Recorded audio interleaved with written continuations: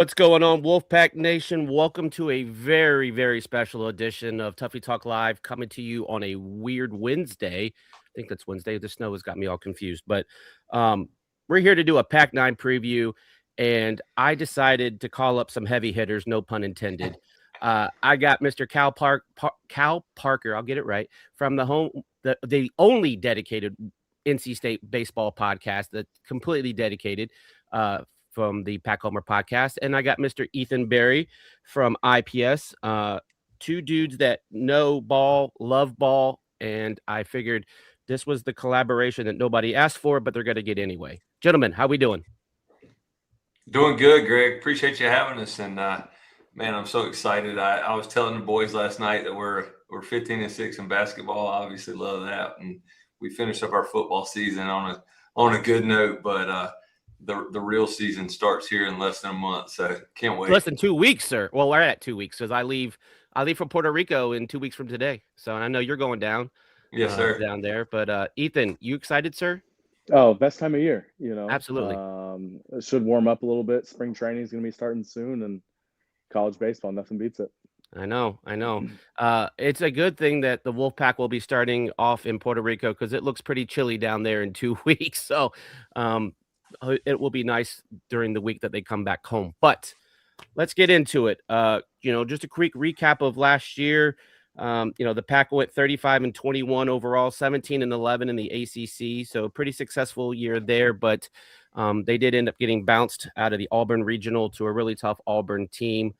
But a lot to be excited about. We have Mr. Elliott Avent coming back for his 30th year. Guys, what do we think about 30 years at one position? I'll start with you, Ethan. I mean, it's unbelievable. It's like the consistency at which, State wins. There's never, I don't knock on wood, I guess. There's never a bad team. Yeah. And just the year to year, just stability of it. A lot of continuity on the staff, alongside Avent. I think there's things you can do better, but all in all, I don't think you can possibly argue with, the results and over 30 years. And, it's one of those things every year. It's like, well, is this going to be for Avent? Is this going to be it for Avent? And you just, at this point, like, I've kind of written it off. It'll be his job until he decides it's not. I feel that way, at least. Yeah, it does. Cal, 4 head coaches at NC State since 1945. Only 4 head coaches in like 80 years? Like World War II. Since World War II, we've only had 4 head coaches. We said it on our show before too, Greg. Like the crazy thing, Elliott Avent should have been like a heavyweight wrestler because you can't get the guy down on the mat. I mean, I went through a period in my life. I followed NC State baseball for a long time, and I'm like, gosh, is he losing a step? Or are we, recruiting, NIL? There's a lot of folks that knock Elliott for a lot of the things, but Elliott Avent has gone to 3 College World Series playing in a high school ballpark, and he just keeps winning and winning. Yeah. I mean, he won 35 games in year 29. So to Ethan's point, I think he's going to be around as long as he wants to. And he's won 1,000 games in Raleigh. I mean, it's pretty special. Yeah, absolutely. Yeah. When you say a high school ballpark, I mean, the Doak sits roughly 2,500 people, right? And to have the longevity and the success with the lack of facilities, if you will. Now they are getting upgraded as we speak, and I wouldn't be surprised if they've already moved into their new digs. I know they were getting pretty close, but yeah, just a testament to him and what he's able to do, molding these guys into not only great ball players but even better human beings. So yeah, you don't. Good. I was going to say now's a good time to plug, helping with the facility upgrades. I mean, it's in Raleigh. We're talking about maybe getting up to a foot of snow on the ground this weekend. That means we'll probably get 2 inches. But we're playing baseball in a couple of weeks, and having an indoor and a pitching facility is pretty important right now because we definitely are not out on the outside very much right now. And you go around to these. I know, Greg, you travel more than probably me and Ethan combined, but you go around to these places like Arkansas and these SEC schools, Ole Miss, or even in the ACC to Clemson, and you look at the facilities. it's not only important because it helps you recruit, but it's really important because you don't ever know when you're going to have a 15-day stretch when it doesn't get above 40 degrees. Right. Absolutely. Yeah, I mean, I was just really gonna say the same thing. Like you don't realize, and it doesn't matter now as much as it used to, with in recruiting because of NIL and scholarships and things like that. But I, I I didn't realize how bad State's ballpark was until I went to Florida State. I went down there. It was like 18 or 19, one of those years, and Florida State's ballpark isn't even that nice. It's big, but it's not that nice. And it was just like a completely different sport. And to me, I never really realized like, man, this is such a problem until seeing that. And like I said, it doesn't matter as much anymore. No, but it still matters some. Yeah, it's still a factor for sure, right? Yeah. Yeah. But yeah, so look, I am still to this day, like I always tell people, like, people ask me like, well, how long you been, going to games at NC State? And like, I'll be honest. And I tell them, I said, my first NC State baseball game, and this may shock you guys if you've never heard this before, was in 2021 at the College World Series. I'd always watched from afar, which was always much more difficult. And, it's definitely much easier to watch ball games now. But yeah, once 2021 happened and I'm like, I'm all in, like so yeah, I'm with you. I try to get to as many games. I've got a couple of series that I'm going to, road series that I want to make this year. I've kind of started pretty much on all the football stadiums, done a third of the basketball. Now I'm trying to get onto baseball. And just to that point, Ethan, just seeing how the other half live. And just What's your favorite road place you've been to? For baseball? Yeah. Yeah, it's Charlottesville. It's not even close. Yeah. Cal, did you go to Charlottesville at all? I've never been to Charlottesville. I do like getting the milkshake at the U. I've been to the U. Yeah, that's solid. Look, and I hate to say it, like Carolina's got a nice facility. As much as that pains me to say, they take it seriously. And but hopefully with some of these upgrades, we'll start kind of catching up. But let's just go ahead and dive into to the season and kind of think what we talking. We'll start with guys that transferred out, and I've got a list, and if I've and I'm kind of only going to hit the major guys. I don't really need to hit every single guy because there's baseball is very fluid, but 3 guys that kind of just come to mind for me. Obviously the big one, Alex Sosa, headed down to Miami. That was I think a little bit of a gut punch to Wolfpack Nation. And then you got another one that hit me just more because how much he loves NC State is Jackson Lucas. I think that a guy that I think is going to see some success at Liberty. And then just for me, another personal tie, I hope that he does really well is Jake Bechtel. I know he didn't get a whole lot of play here, but I'm excited to see what he's able to do with more opportunity. And there's other ones. Is there anyone that I didn't mention that you think maybe will be someone that we will miss this upcoming season? I know we had some mainly some pitchers that ended up leaving, but really didn't make a mark at State. Whether it was just opportunity or injury. I was really big, Greg, on Trent Lyons. Yeah, it's a good one. I thought he was such a good athlete and that he could do so many different things.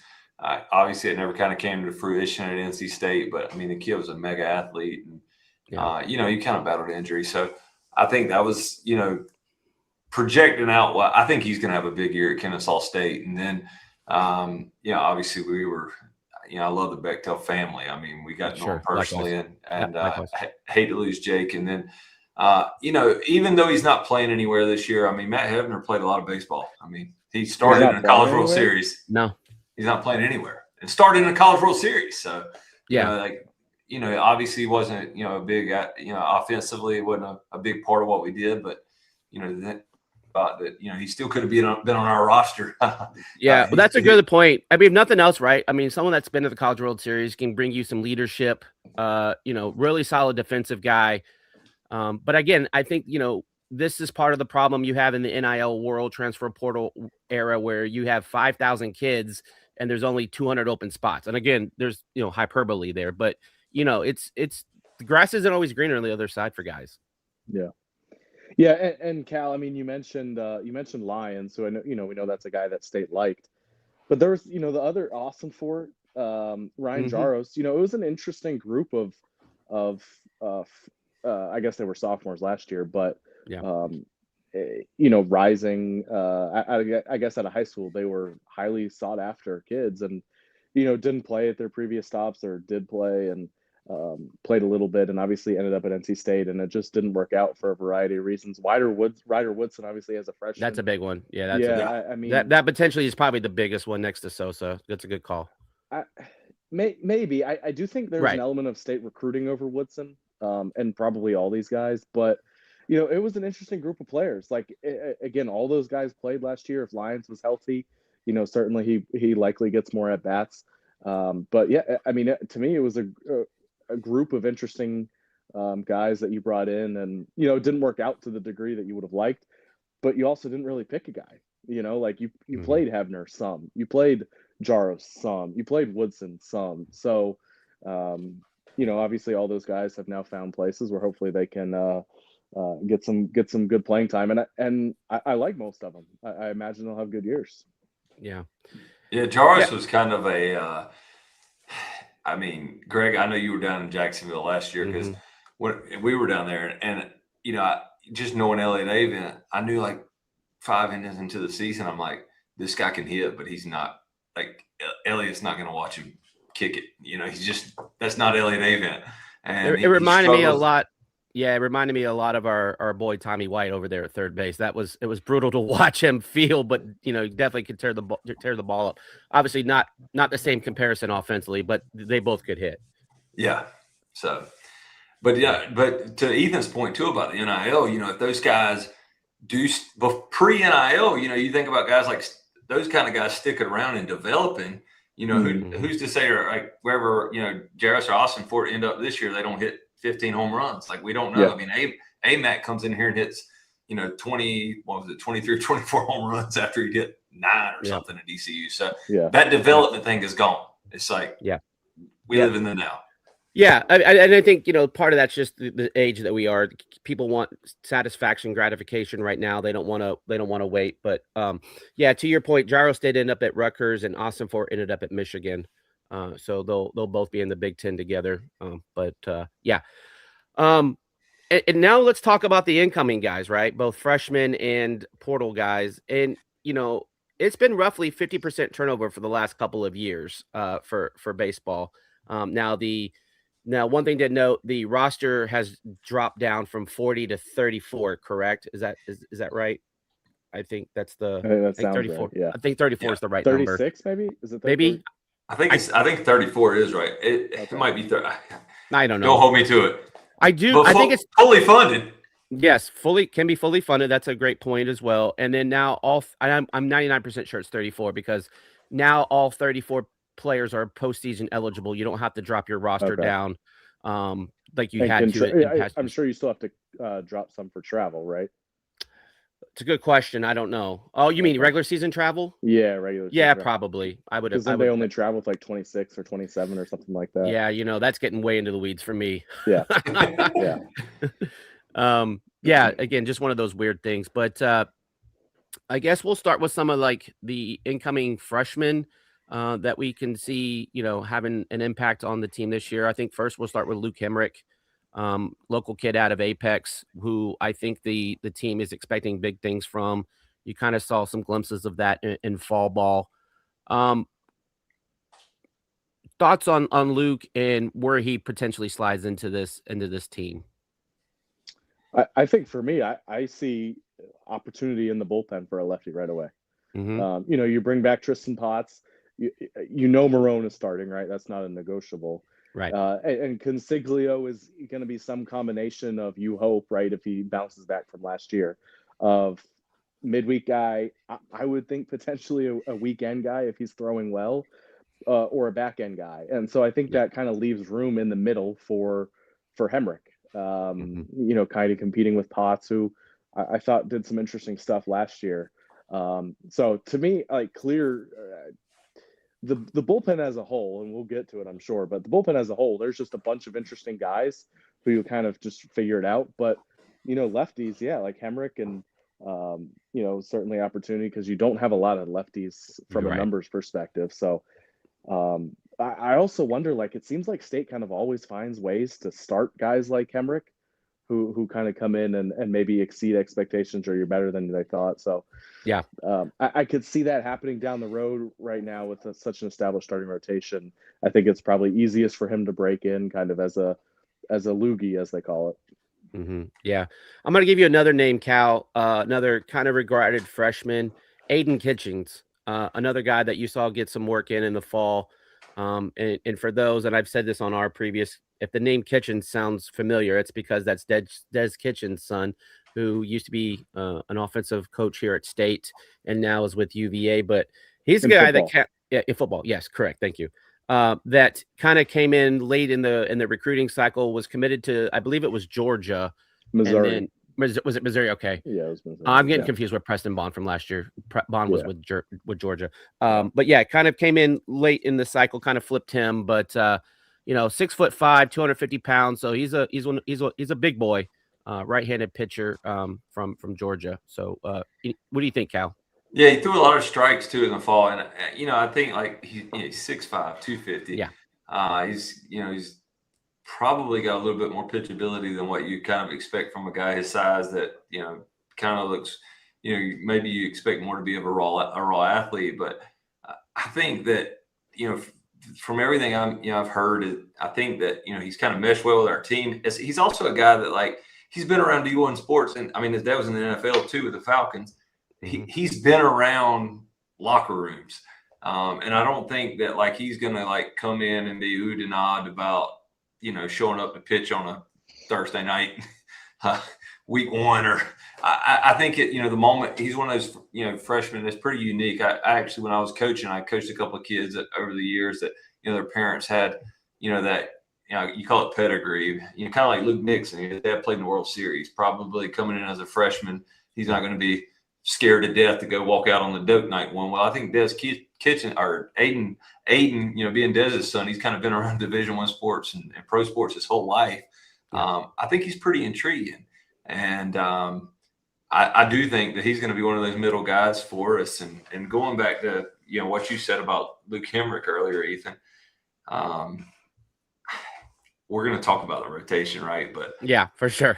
I think there's a lot of questions about what happens there. And Ethan, you said it earlier, so I was just going to pile onto that while I had a chance. Hemrick is a guy that it would not surprise me if by May he's the third guy, because we like to bring those guys in that are freshmen that perform, and but also I'm worried about how many left-handers we have in the bullpen too. So anyway, we'll get to that later.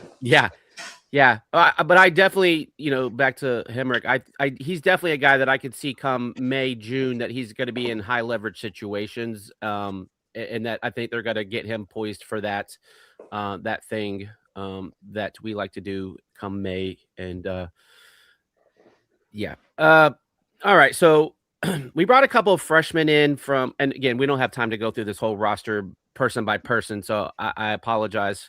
If we don't bring somebody up, but the one freshman that I wanted to bring up, are we missing anyone else that for big position players? Are you just doing arms? Yeah. Oh no, not necessarily arms. I was going to go Rhett Johnson next. Yeah. Because that's a name that has been thrown around, and I don't want you to give too much away, Ethan, because we will talk lineup later. Because I already know your thoughts here, but just a guy that Rhett Johnson coming in.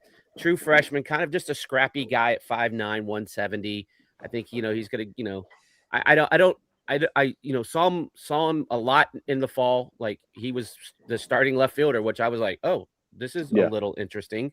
But just kind of give me your thoughts, and this is someone obviously that Coach Avent is very high on in some of his preseason interviews. He's mentioned Rhett Johnson on numerous occasions. Yeah.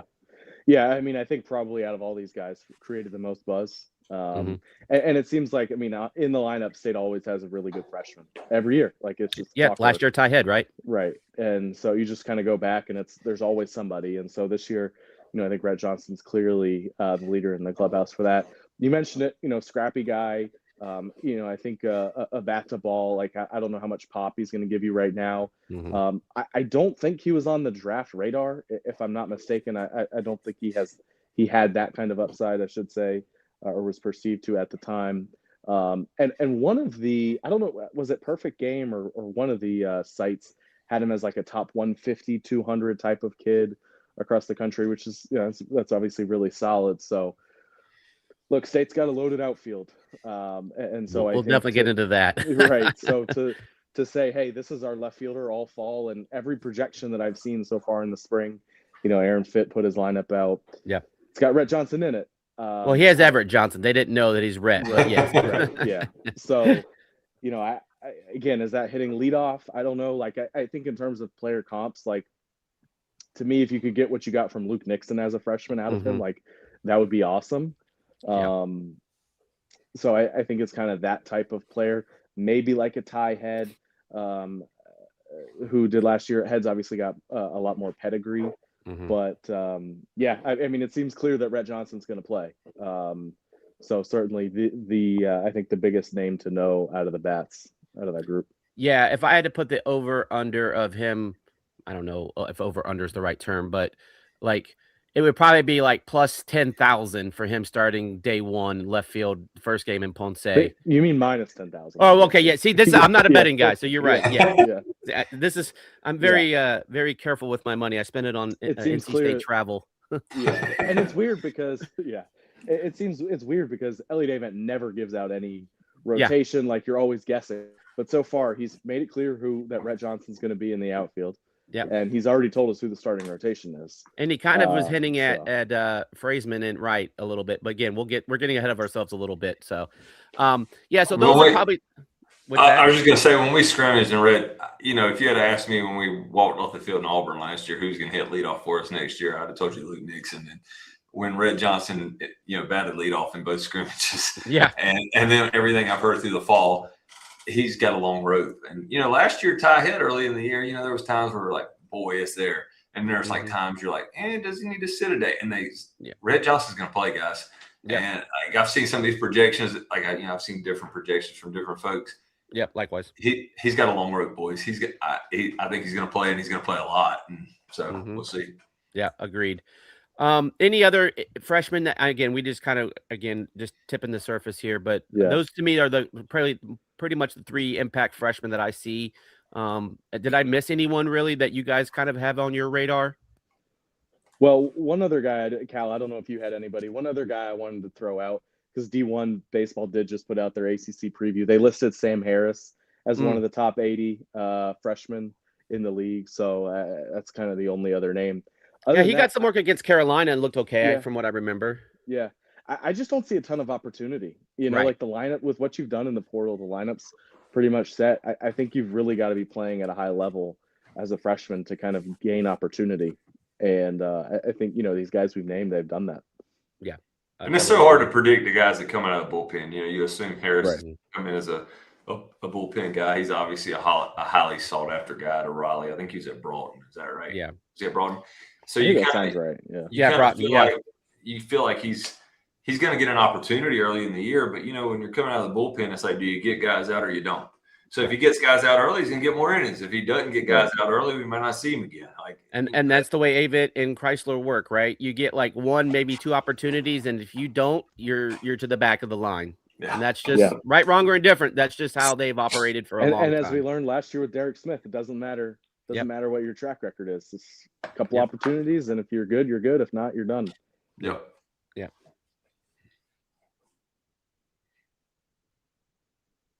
Did we lose Greg? I don't know, Ethan. We might have. Maybe he's coming back. Everything just reset. Everything just reset. That was weird. I don't know what happened. I don't know. We got all kinds of weather going on, so who knows? But so for me, I think those are probably the freshmen that you'll kind of get to know. There's a couple other guys in there. Really, the other kind of name that you can really throw out there is DeCarlo, the catcher. But I fully expect him to redshirt this year, kind of do the Preston Bond thing from last year. But a catcher that came in that was fairly highly touted. Yeah. But again, the catching, and we'll talk about catching for sure, because there's some stuff there that folks have thrown out some conspiracy theories, if you will. But so let's talk about the transfers. And do we want to start transfers with pitching or fielders or position players? What do you guys like? Let's go arms. We've leaned arms so far. Okay. So the first name I'll throw out there is Ryder Guarino, transfer from South Carolina. Numbers, not a lot of appearances or innings. I think he threw 18 innings last year. I had made some notes, but they got erased. I know 24. Okay. Yeah. And I know Ethan, you're our numbers guy. But really good, strikeouts. He made 16 appearances, 2-0 record, 34 strikeouts in 24 innings. So over a strikeout an inning kind of guy.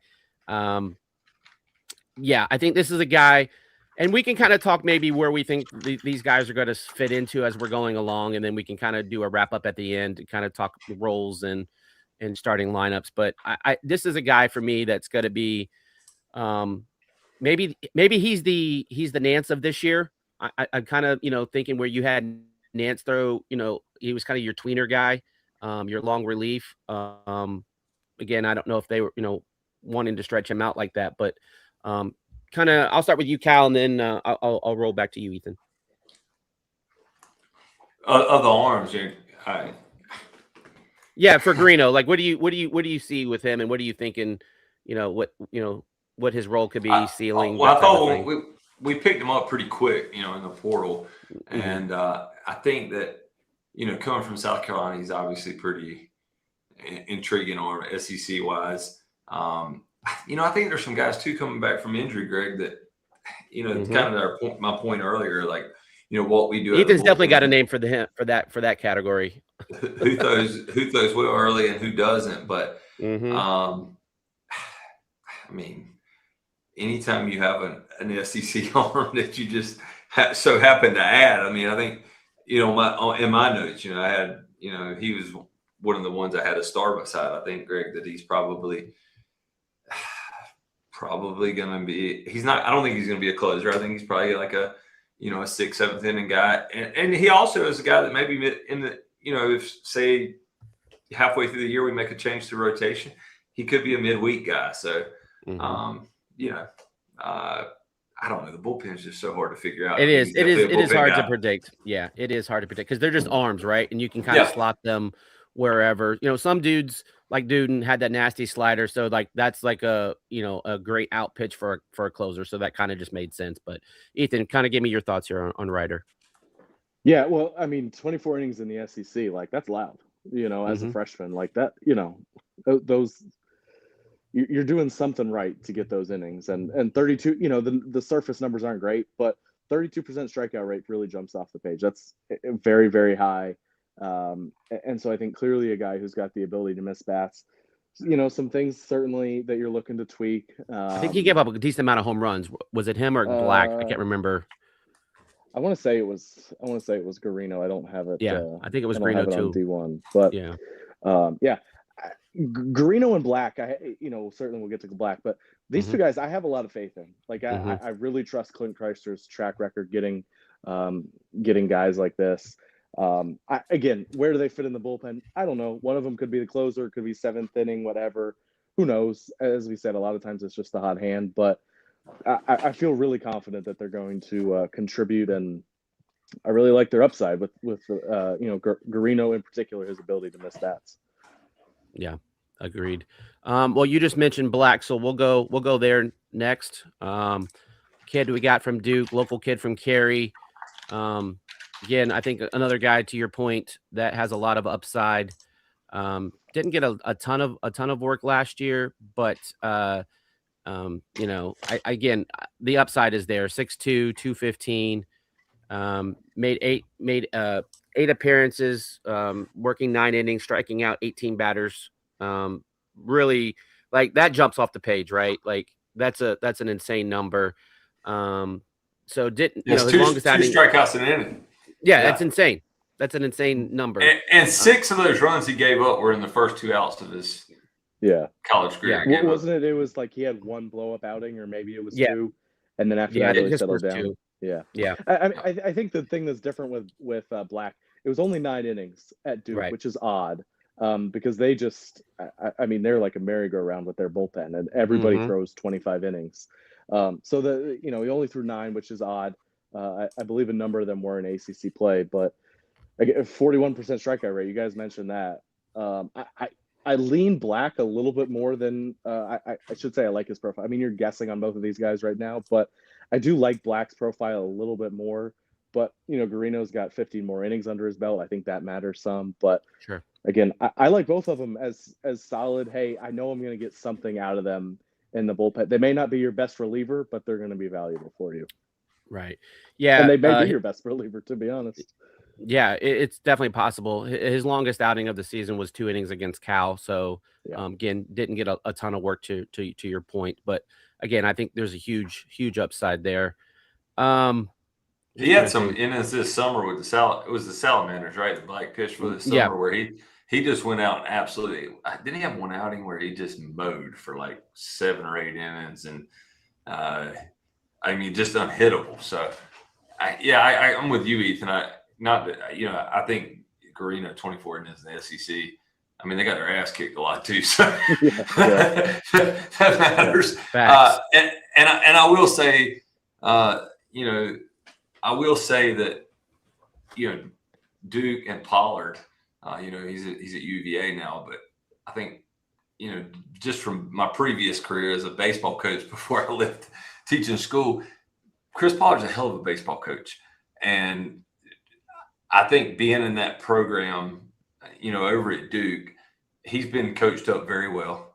He's obviously going to come over here, and I feel be coached up very well too. But between the two, I think Black has a ton of upside. It's hard to strike out 18 guys in 9 innings. So just my 2 cents. A 47% ground ball rate too, 367 FIP, like a lot to like with Black under the hood. Yeah. And I'll throw this one out here. The other transfer arm that, unless I'm missing someone, which is just, I think one of those guys that we just kind of took a flyer on was Danny Heinz, grad guy from Arkansas, or his most recent stop was Arkansas, a local kid from Cary. So maybe just, kind of wanting to come home, kind of finish it out. Don't know what I don't really know a lot about what kind of what we could expect from him. Just kind of one of those wild cards, but at least would throw his name out there for conversation's sake. Yeah, I don't, he didn't pitch Right. last year, so I don't know if that was injury or what. Not a guy I really have a ton of expectation for, but likewise, take him, and who knows. I think he's 23 years old too, so if we're going the Kurt Signetti route, just get all the old guys you can and see how it shakes out. But yeah, absolutely. On a side note, this is totally unrelated. Did you see that they're auctioning off his headset that he wore for the national championship game? Really? It's for NIL. Yeah, last time I checked, it was at $15,000. I'm sure it'll fetch a lot more than that. But yeah, this is how you get creative in today's age, to throw money out there. But anyway, back to our regular scheduled program. Kind of now shifting over to position players. I don't know. You know what? I'm gonna get Ethan already spun up and fired up and ready to go. We're gonna he already knows what name I'm gonna throw out here. I gotta pull him up. Let me pull him up. Right. He knows exactly where I'm going. He and Mr. James Henderson have gone round and around over this name, and so we will rehash that. Ethan, I will let you introduce the next gentleman that we're going to talk about. Andrew Wiggins. Yes. You guys want to guess what his career on base percentage is? 256 plate appearances at Indiana. 2 years at Indiana. On base percentage, I'm going to go. I'll take a flyer, 565. No, it's not that high, but it's high. Okay. Cal, you got to guess? I honestly have no idea. Yeah, I didn't either. You caught me off guard. 457. Okay, that I wasn't too. I mean, there's a little bit off, but it wasn't too bad. Yeah. Andrew Wiggins should be playing every day. If I was making the lineup, he would be probably after McHugh and Bargo, my top priority to get in the lineup. I don't care where it is. I don't care if it's in the outfield. I don't care if it's at DH. I don't care if it's Can he at catch? first base. Can he catch? Right? Can he catch? Anywhere. Again, that's just his on base ability. There was some stuff going around when State landed him in the summer about his underlying data. He hits the ball extremely hard, probably harder than anybody State has had. His biggest issue, he doesn't hit for power, Right. Because he doesn't hit the ball in the air, and he's not aggressive at the plate. Part of the reason he walks so much. So you probably don't want him. Probably want his on base percentage coming down some, to be honest. But a guy who's got big league exit velocities, and again doesn't pull the ball in the air. And so to me, that's a very simple tweak. Again, easier said than done. It's an easy goal, I guess, to have in mind. Is it an easy fix? I don't know. Well, can I pause you there for a second? Yeah. When you have a guy like Chris Hart, and you saw what he did with a Garrett Pennington and AMAC, where their career home run numbers weren't like jumping off the page, like it feels like this is a Chris Hart special project. It does, but I also think sometimes those guys are like hidden gems. Like, and Chris McHugh to me is a good example. Like, absolutely, if you looked at McHugh's profile, like there wasn't anything that jumped out at you that you were like, this, you unlock this and he's a star. But they did anyway. Yeah. But to me, Wiggins has this very simple hit the ball in the air, pull the ball to right field in the air. And I mean, to me, we're talking like ACC Player of the Year upside. Like, this is a guy who, look, State could not play him this year and he would still get drafted. Like, that's the kind of upside that he has. So yeah, that's my Wiggins rant. I'll let you guys go. I don't want to go all night on Wiggins. No, but, it's all good. Certainly, all we will good. be discussing him a lot this year. Yeah, and again, before I turn it over to you, Cal, I think again the raw numbers just show that a guy is primed for breakout, and that again, I think when we talk about him and we talk about Bargo, I think these are just two dudes that have a lot of talent that just got recruited over, and it's just not a lack of like talent, if you will. But Cal, kind of give me your report on Mr. Wiggins. So the outfield's hard, and I've heard Wiggins has got some insane. He's shown some insane exit velos. I think like getting guys to hit balls in there is a little bit harder sometimes than we think, because like easier said than done for sure. If Chris McHugh would just hit the ball in there, he'd get 25 home runs. Same, yep. And and I do think Chris McHugh is going to hit the ball in the air. We'll talk about that later, but I do think he's going to hit it in the air a little bit more. But the outfield right now is really, really intriguing, because like you feel like Ty Head is going to play 56 times if he's healthy. Yeah.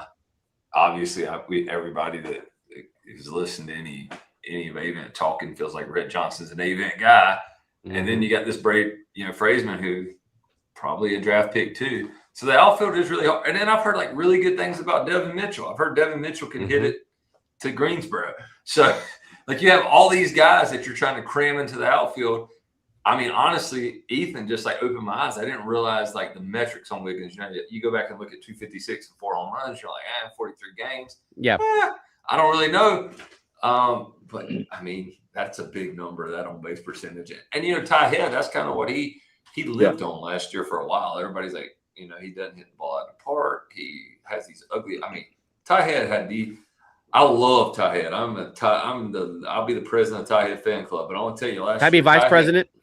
Yeah, you can. Ty Head had the most.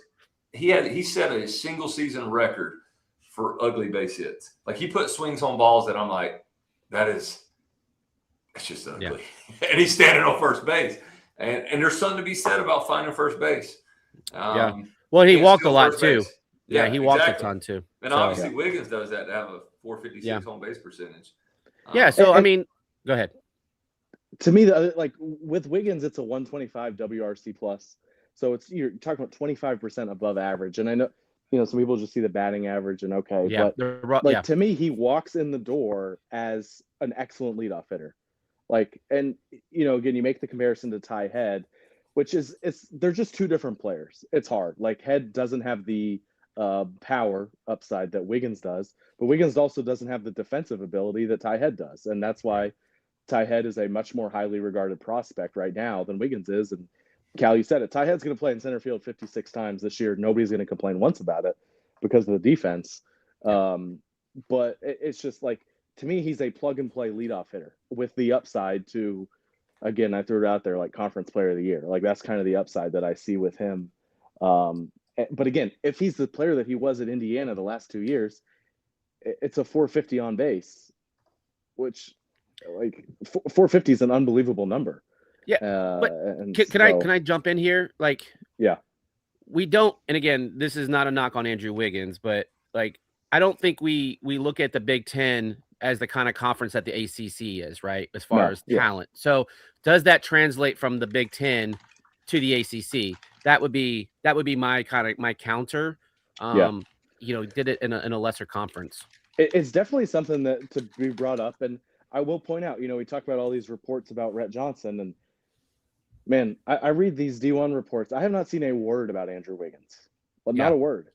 And so I don't know, like, does State think they're hiding him and he's some like secret? I think everybody, like all of the college baseball teams know who Andrew Wiggins is, if I had to guess, most of the scouts. So I do think that he is, probably not going to be in the opening day lineup, and he's probably going to have to work his way in. Like, I don't think this is we mentioned the Rhett Johnson leash, like, Wiggins isn't going to have that. And I kind of go back to Carter Trice. Like, does this end up being a Carter Trice situation where, it's early, he struggles, and then that's it, and he gets drafted at the end of the year late? So I do think that's a good point, Greg. The only thing I would say about that is these guys just play so much competition year round. Like, I'm sure Wiggins was in Cape Cod. And as fun fact, I just looked that up. You got me so intrigued because I was unprepared for this on base percentage you threw at me. So Wiggins was 426 and 426 on base percentage and 69 plate appearances in the Cape. Yeah, like the guy finds first base. And he still only hit 255, but he's really good at getting to first base. Yeah, he walks a lot, like a lot. Very selective. And Ty Head did too. And to me, again, I haven't watched Andrew Wiggins. To me, again, I don't want this to be a knock on Ty Head, but I felt almost sometimes he was trying to walk instead of trying to hit. And is that like something that you see with Wiggins too? I don't know. Like, is he just, how patient is he? But again, like, I just think looking at his numbers, he's too patient. Like, you have too much upside, Andrew Wiggins. Like, you have to swing the bat. If your on base drops 30 points, and that's a fine trade-off for 10 more home runs. So, but again, as the Ty Head vice president club, he was a true freshman trying to find his way in the game, and so I think you will see a different Ty Head this year than last year. Obviously, I mean, that's probably the dumbest comment I will ever probably make, but I just feel like it's so true. And Ty Head's the top prospect on the team right now. Yeah. So, there's an element of that too, where Ty Head comes out and hits 12, 15 home runs. He might be a first-round pick. Yeah. I mean, when you look at Wiggins, and this is his draft year, so when you look at Wiggins last year, though, and I had to go pull this up, but his on base percentage last year in Indiana is 454, but he slugged 414, and you're like, gosh, like that is such a statistical anomaly. You're like, I mean, like, damn, swing the bat.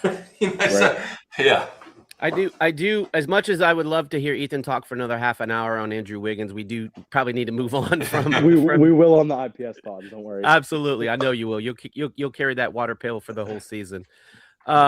Moving over, probably to a less what's the word I'm looking for? Debated. Debated. Yes, thank you. Debated. Mr. Wyatt Pfeiffer, an infielder. And there's definitely some debate here, I think, but not as much as Andrew Wiggins, a senior that's come over from JMU, who State actually faced a couple years ago in the Raleigh regional. Actually put up some nice numbers against us in that regional, but probably projected to play third, I would say. And again, we'll talk more about where we think guys will end up. But he's a 6'2" guy, not a lot of pop, but just gets on base. He slugged last year 382, and 76 total bases. So a guy that's just he's not going to hit for a lot of pop. Only hit 241 and just right about 200 at bats. But again, a guy that I think that if we were talking about Havner earlier, like I think this is a guy that kind of has a Havner type glove, but a little bit more upside offensively. So Cal, I'll start with you. Actually, no, I'll go with Ethan. I think I did Cal last time, but go ahead. Yeah, no, that was my Andrew Wiggins rant, but I'll be quick on Pfeiffer. That's fair. That's fair. I think I do think the Hefner comparison is interesting. I think he can hit better. He's a better hitter than Hefner. Agreed. I mean, you look at last year, it was a 695 OPS. And the year before that, he was a very, very good player, a 904 OPS. And he's, his carrying tool is his glove. He's an excellent defender, probably the best third baseman defensively in the country. He led the country in defensive runs saved 2 years ago. I mean, that was a huge year for him, 900 OPS. Like, to put it in perspective, he was so good that year in 2024. He would have played third base at NC State over Alec Makarevich, who would have moved to DH. Like, that's how impactful Pfeiffer was. Last year, it was a step back. But, again, if you get that 2024 version, it's a plug and play, hitting fifth, sixth in your lineup, who, again, defensively, you're not going to find anybody better than him. So, again, with the way he hit last year, I think he's got to earn his playing time. I really do. He's, there's going to be options. I will counter that. Avon is all about the glove at third. So I think he would have a longer leash than some of these other names that we still are gonna bring up. So the two other names, I guess, are Sherman Johnson and Brandon Novy. Is that? There's no way Mikey I see Ryan. Novy at third. Or Mikey Ryan's going to play short. Yeah, Mikey Ryan. Yeah. Do you guys think Ryan's definitively at short? I think he's going to start 56 times at shortstop. Might be wrong, but that's what I think right now. Well, I think that's the second biggest debate is either him or Sherman Johnson, and I think we'll move to those guys here in just one second. Anything else we want to talk about on Pfeiffer? I compare him to a slightly better Havner, both defensively for sure, and offensively, I think he's going to give you more than that. But again, I think I agree with you, Cal. I think you're going to see him out there 45 to 52 times this year. I think to Ethan's point too about it, whether he hits or not, like he did the year, not last year, but in 2024, that might open the door for somebody if they can play well. Because I do think, Elliott wants someone to play well defensively over there. So right, and that's why you didn't see Jaros last year. Exactly. So if he, he's got to hit. I think he's got a little bit more pressure on him than Hefner had behind him last year. Yes. I don't know if he can just go out there every day and hit 220 and never lose his job. But if he plays defense like he did in 2024, and he hit 305, I think in 2024, I think he hit 305. Yeah. And so if he's a 300 hitter, he's going to play a lot. But if he's a 240 hitter, then we might see a merry-go-round. But I also think Elliott's like one of those guys that if it was up to Elliott, he'd write the same lineup card 56 times other than the starting pitcher. So every baseball coach is that way, though. Like they really want to, find 8 guys and run. But I think it will be intriguing to see if how much pressure he gets on it, because he's most college baseball teams, what they do is they got 3 or 4 positions that they're a little unsure about. You get a little bit of a merry-go-round. It might be with Everett or Rhett Johnson. It might be with at third base. You might see a little bit of exchanging and flopping around a little, and then you kind of lock in and go. And I don't think that Pfeiffer's going to come in and not get a chance to play early.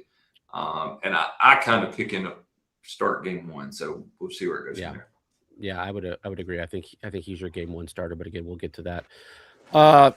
Let's go Sherman Johnson, because this is an interesting one. That again, one of those guys that had committed to Arkansas and then decommitted, played a little bit of one season at Dallas Baptist and then went the JUCO route. Guy that was all JUCO World Series first team. Really good hitting. His defense is what would be holding him back, if you ask me. But I'll start with you, Cal. Kind of give me your thoughts on him. But yeah, he was the most outstanding. And ironically, he was the most outstanding defensive player in that tournament. But kind of the things that I've heard is maybe a little bit of knock on his glove. Yeah, obviously I think he's a really good athlete. I think that it's really hard to say when you're coming from it, because he got, I don't even know if he got on the field at Dallas Baptist. Maybe he played in 2 or 3 games. I think he got hurt. Yeah, he played in Yeah. 2 games there, so he was pretty much wiped out by an injury really early on in the season. So how does you wonder how the JUCO numbers translate? I think that's going to probably be the story on him. Does he play it in the ACC level? I mean, that's a huge jump. I think he's obviously very intriguing to even. I mean, Dallas Baptist. Maybe a lot of folks listening don't realize, but they're perennial. The last decade, it seems like a top 30 program. So to even go there at a high school obviously has a lot of upside, but I think that he's going to get an opportunity to play. I'm firmly in the camp that the opportunity to play is at third base. I really, and we'll talk about it some more at short. I think shortstop's done. I think Mikey Ryan is going to play shortstop every day, and I might be wrong about that, but that's what I think. And so I think, we could see a lot of things at third base, right? Might see Bargo, might see Johnson, might see Pfeiffer. I mean, I don't know if Johnson can play in the outfield. The outfield's already crowded. Right. I think there's a lot of upside there, but I think his opportunity to play is going to be at third base. And we just talked about how much, we kind of feel like Avent might like Pfeiffer. So I guess that's where I'm at on Sherman Johnson, but definitely a good piece. Yeah. Mr. Barry? Yeah, I don't have a ton to add. I mean, you guys talked about a guy coming from JUCO. State's got a good track record with JUCO guys. I mean, that's the one thing I would throw out there. They really do well with them. Obviously, Frazeman's the most recent. Cal, you mentioned, Devin Mitchell coming in this year, probably stuck behind some other guys, but I always viewed it as a Sherman Johnson versus Mikey Ryan battle at short. I think there's something to be said there. Yeah. Okay. I do. I think. Yeah. I mean, okay. And then, does the loser again? We talked about like you've got somebody breathing down Pfeiffer's neck potentially, which you didn't have last year, and I think that's kind of the important part. Is third base was a merry-go-round last year, and so was DH, and I think that's one of the things that you don't really expect to see this year. Like you feel like these positions should be set theoretically. But you've also really only got one backup infielder. It's these which of these guys doesn't play. I guess maybe there's probably a freshman on the roster somewhere, but there is a freshman that we brought in, but but I would a little disagree with you a little bit, like, and we'll get to Bargo. I think Bargo gives you Bargo. I always forget about Bargo. And you have Novi. Novi can play a couple positions on the corner in the infield if absolutely necessary. And we'll talk about the depth here in a little bit, but we'll just keep moving on. All right, we'll go Mikey Ryan now, since we kind of just been dropping little hints here and there. I know how Ethan feels about. You too. Yeah, we know how Cal feels. How I feel about Mikey Ryan. I'm a big Mikey Ryan guy. Look, you can only be the president of one fan club, okay? You can't have the whole market. Well, my wife's the president of the Luke Nixon fan club. So.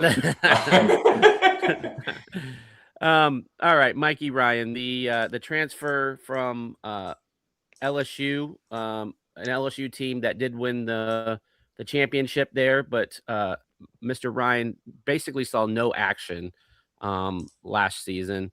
Well, I'm sorry, he did pair in 16 games, but then it's a very small sample size, and he only recorded 3 at-bats, so mostly a defensive replacement in those games. For what it was worth, in those 3 at-bats, he hit .333. So basically 1 hit out of his 3 at-bats. High upside guy, was top 75 guy from, again, depending on how much stock he put in, perfect games. He was very highly sought and regarded there. He was a legitimate draft prospect. And that's exactly where I was going to go. Right. Yep.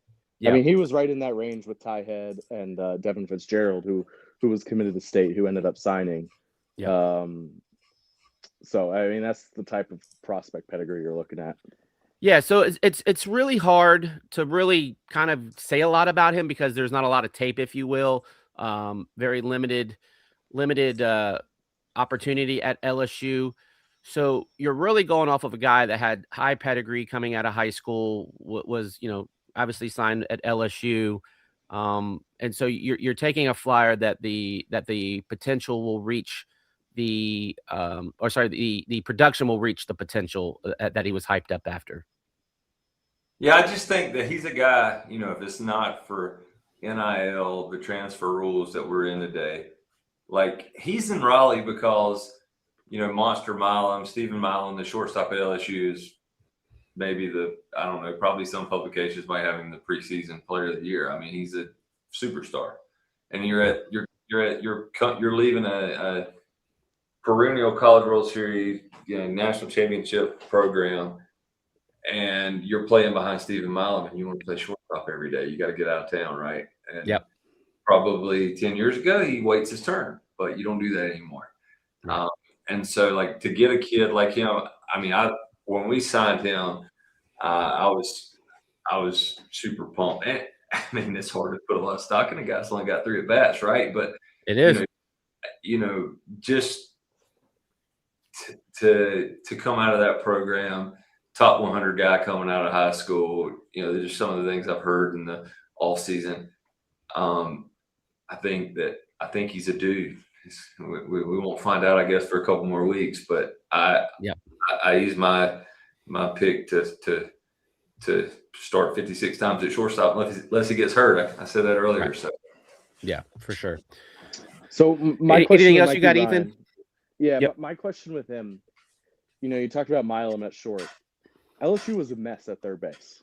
I think they'd sort of played Michael Braswell there a little bit, who was to be honest, it was a very similar third base situation to NC State. And so my question is, like,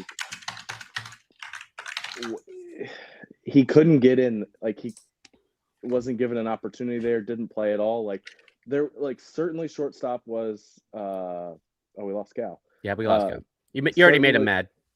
Oh, sorry, Cal. Keep going. No, you're good. You're good. We'll get it back to the members of the Mike Ryan fan club. But opportunity there at third base, and he didn't play. And so I guess why? That's my question. Why not? I don't think he was on their postseason roster either. So, I don't know. I guess that's just kind of my question with him. That's fair. Like, there was opportunity at third base and it didn't happen for him. And so, again, maybe that means nothing. Like, maybe he's awesome, and we don't know. We're working with a small, tiny sample size. Yeah, that's the biggest, right? Is the unknowns. And again, I think that's why you have like a Sherman Johnson, and you've got some guys that can kind of, if the experiment, quote unquote, doesn't work, you can then backfill in with somebody that you can make some plays. But again, there's unknowns with Sherman Johnson as well. So we're putting a lot of eggs into a basket that we're hoping that will. Like, you could go down a lot of roads, right? Yeah. Ethan, I cut out when you were asking your question, which is a great question, by the way. Like, why didn't he play more on the corner at LSU? But I guess, like, worst case, like, if the season's going just absolutely in the hole, you're like, we might get to the point where we have Dalton Bargo at third base and Luke Nixon at shortstop and a freshman at second base. Like, you can go a lot of directions. I get. Right. Yeah. And so let's get into it. Let's get into Dalton Bargo. If you look at his profile page on GoPack on the baseball roster, it says utility, because that's exactly what he is. He's a guy that can play, you normally it's an infield or outfield or a pitcher next to their name. He literally has utility. I think he was the last addition to the club, if I'm not mistaken, from a transfer portal perspective. I think it was him and Wiggins, kind of. They were pretty close. You're right. Yeah. But I definitely think that this is the cherry on top, if you will, for the transfer portal class. A guy that had a lot of success at Tennessee. We are his third stop. A kid from Omaha, so he would love to finish his career back at the College World Series. But a guy that many thought was going to get drafted in the last draft, or at very least maybe take a free agent contract. But guy, he wants to come back and improve his draft stock. And this dude played 63 games last year, starting 54 in positions. I mean, he played left field, he played third base, I think he played first. I think he caught. I think that's all the 4 positions, if I remember correctly. I might be missing one. But again, he played all over the place at Tennessee. Hit 14 home runs and had 40 RBIs. which is a kind of an interesting number with 14 home runs, only having 40 RBIs. So probably a lot of solo shots. Now, I will say he did play in that little ballpark at Tennessee. That would be my only concern about the 14 home runs. If anyone follows Tennessee baseball, they have one of the smaller ballparks around.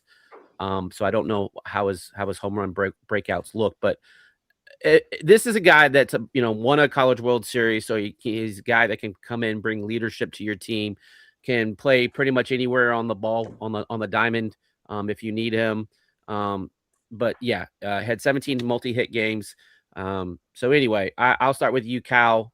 Just kind of give me your thoughts on the pickup of Dalton Bargo and kind of what he can mean to this team moving forward this year.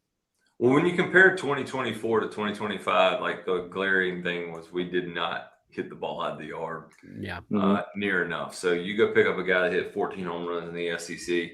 I know Tennessee is a crackerjack box, but obviously, I mean, honestly, the Doak's a very hitter friendly park as well. So to go pick up a guy that has played in the SEC, who started 54 games at a perennial, nowadays contender, I think he's a huge pickup. And then I didn't, in the beginning when we first picked him up, Lanphier was in the portal. And, Sosa was, obviously, went to Miami, and you start wondering. I mean, I think there's obviously, like, I love Lanphier behind the plate, but, you're like, obviously last year struggled a little bit offensively. Whenever you get a guy that can play that many different positions that, can go up anytime and hit one out of the park. I mean, probably the biggest ad we made, in my opinion. Just because if you get the A. Mac Pennington type numbers out of him, I mean, the guy might hit 25 home runs. He's obviously got tons of juice, and a guy I think that Tennessee probably didn't fight to hold on to a little harder because they figured he was going to be in the pros. Yeah. So, I mean, I think a huge pickup for us, and one that really probably caught a lot of folks by surprise, including myself. Yeah, 1,000%.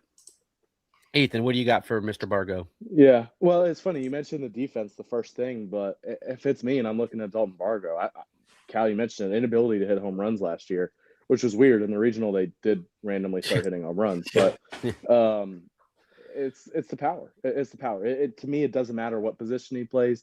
Exactly. Need him in the lineup every day, hitting third, hitting fourth, whatever it may be. His overall numbers, like, it's a career 108 WRC plus.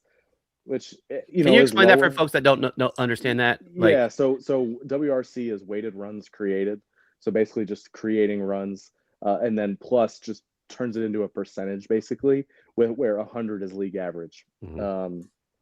So 108 is 8% better than league average across D1 baseball, and last year it was 113. So like, again, mentioned Wiggins is at like 125, just for reference. And different ways to get there. I think WRC weights on base percentage more than power.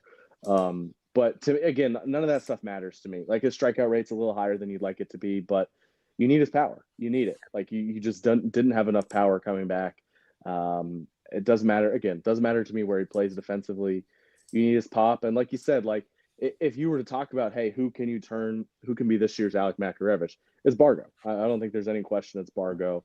He's been a really good player for 3 years in the SEC, and certainly wouldn't be surprised to see Chris Hart work his devil magic and get him to another level. Yeah, completely agree there. Yeah, the one thing that doesn't fit, like you said, Ethan, was the amount of strikeouts he has. But when I was looking over his profile, and he hit 8 home runs and 107 at bats the year before at Tennessee. I think the one thing that the name that kind of came to mind to me when I thought about Bargo was Luca Tresh. You got to live with some strikeouts, but the home, just the ability to leave the ballpark makes a big difference, especially after last year struggling to do it so much.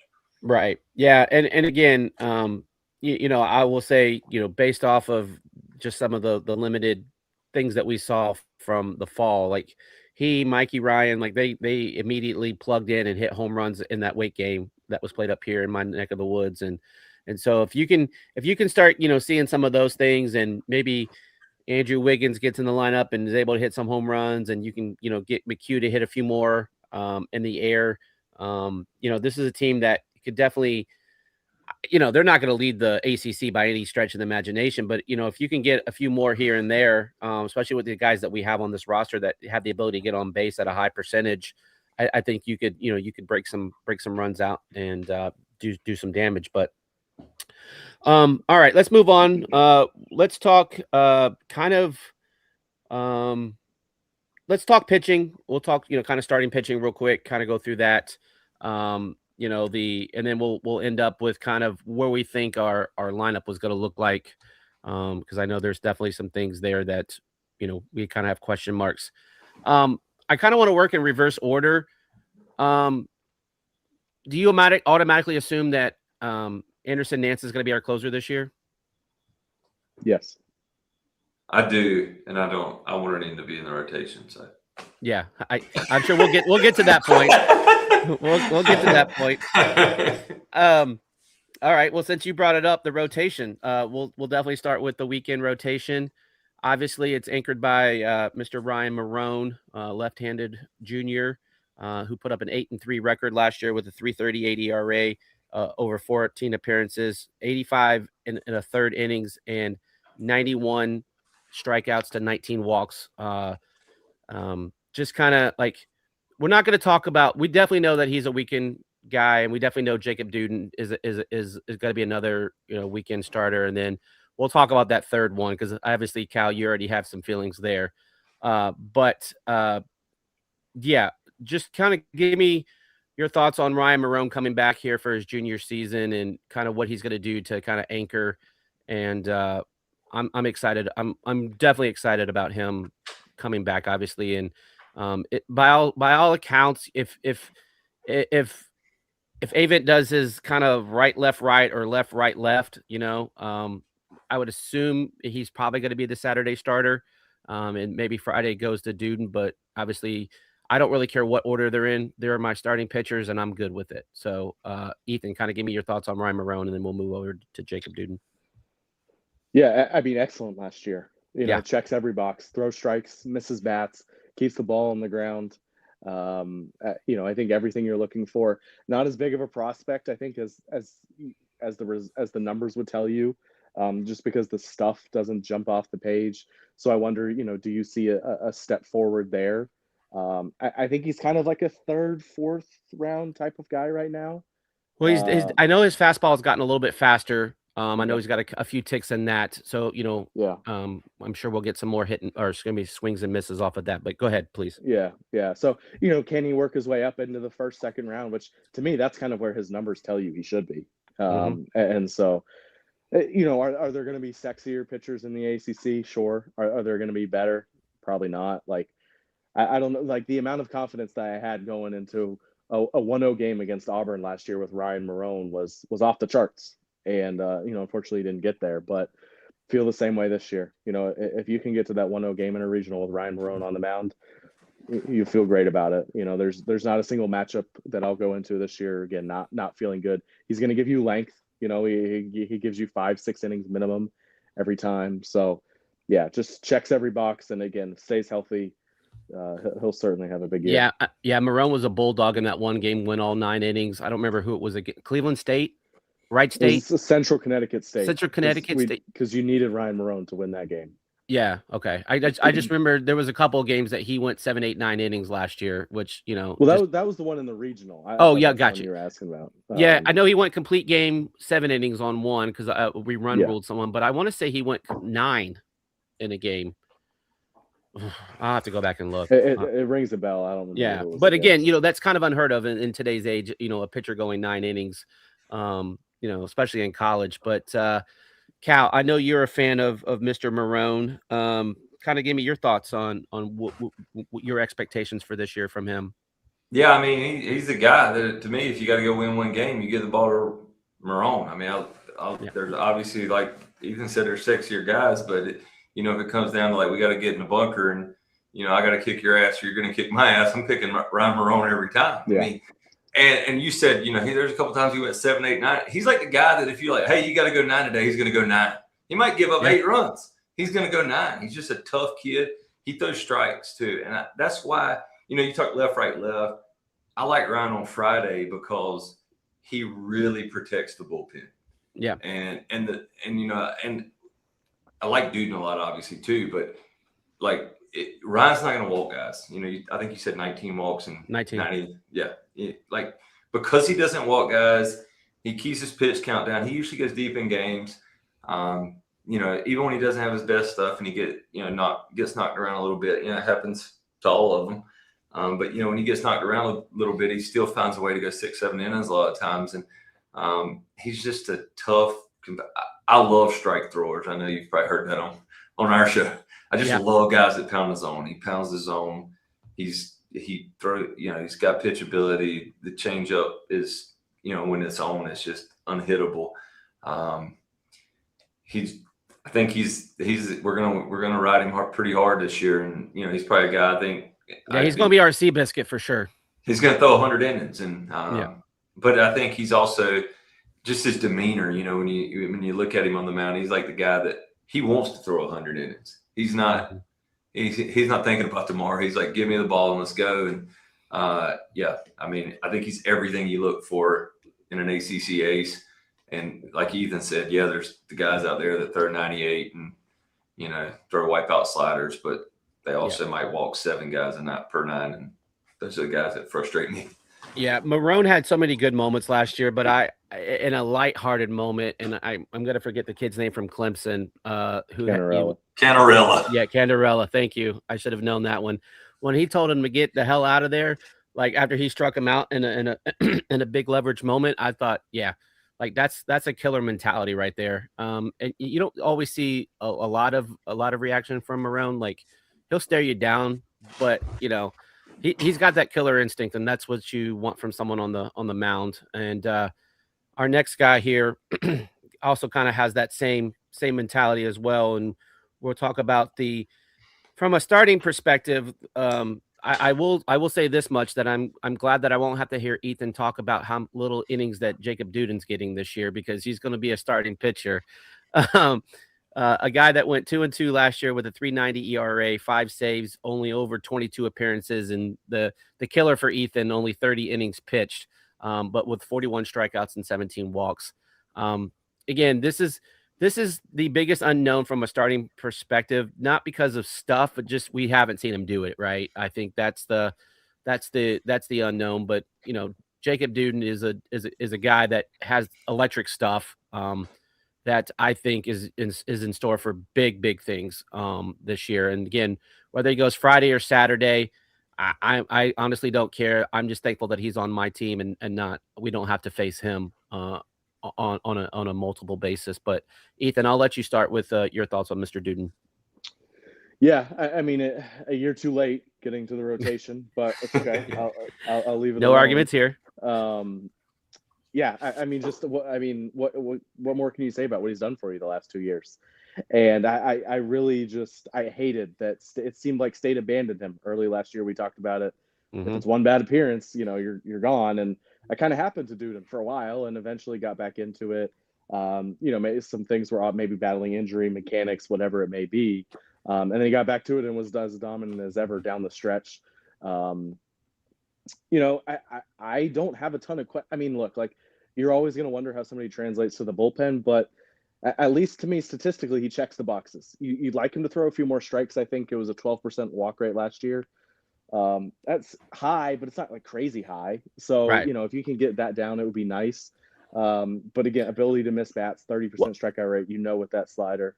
Yeah. And let me jump, like 41-17, but also like I felt like the coaching staff just made him throw that damn slider every bit way and didn't trust his fastball for whatever reason, which he has a great fastball. Well, so I don't know. I don't know if you guys have the numbers on his fastball. I think the fastball actually plays down from his velocity with the vertical movement. I know they put the numbers up. Was it 2 falls ago? They put the numbers up on the scoreboard, and his fastball, at least on that day, the ride, it plays down. So I think that's part of the problem with the fastball. I think they said he's working on a sinker this year. Yeah.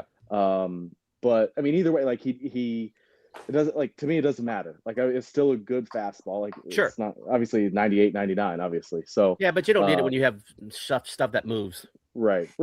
And so to me, the difference going, as a reliever, it's just, you're only going 2 innings, maybe 3, where it's just you can strike 8. Boone can strike 7 or 8 guys out, and it would be fine. Nothing else would matter. So, and he could throw a slider to do that. As a starter, a little different. I know some people have talked about, hey, will he have a third pitch? You look at what's happened in the big leagues. Like, guys don't worry as much about a third pitch. Go after him with your 2 best pitches and throw strikes, and it'll work. That's what Carlos Rodon did to revive his career with the Giants, I believe, before going to the Yankees. Similar type of thing with Duden. Like, yeah, sinker, changeup, whatever. Those pitches would be nice, but if all you need is your slider and a fastball to get out, that's fine. So, again, keeps the ball on the ground, misses bats. That's what you're looking for. And so, to me, the question, can you get that walk rate down a little bit? And if he can, I think he'll have a big year. We talked about Marone going 7, 8 innings. I don't see Duden as that kind of guy. I think he's probably more of a 5, 6, maybe even 4. Yeah, maybe initially get him stretched out. Yeah, and I know he did start in the summer league and did really well up on the Cape. So yeah. Yeah, I just don't view him as like a workhorse type of guy. Like, I view him as like, all right, get through the lineup twice, maybe a third time if you're really feeling it. Yeah, and hand it to the bullpen. But again, we'll kind of see how he develops. And a guy who, to me too, you talk about draft prospects, like, got a lot on the line. I think with his stuff, and if he shows he can start, could certainly end up being a first round type of talent. Well, and he needed to go to start just to. And Cal, I'm sorry, we'll bring you in. We're talking.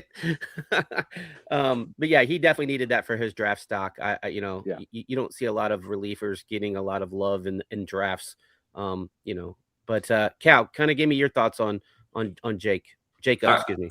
I really love dude. I love his presence on the mound. I love his energy. I think that the question is, like, to me, to be a weekend guy, like, or to pound the zone with the fastball. Now, obviously, his bread and butter is the slider, but he can't. If he goes out in an 80 pitch appearance, he can't throw it 60 times. Like, if you try to convert that, from what he was doing, he came out of the pen a couple of times and threw 24 sliders and 25. Like, they can't do that as a starter. But he's also a guy, I think, like, and I know they've obviously worked really hard at extending. They've worked really hard on the fastball, sinker. He's a guy that, to me, has like first team All-American upside if he can command the fastball, because the slider's so good. But the problem, and we talked about this some last year, is if you get behind in counts, the slider's not nearly as good.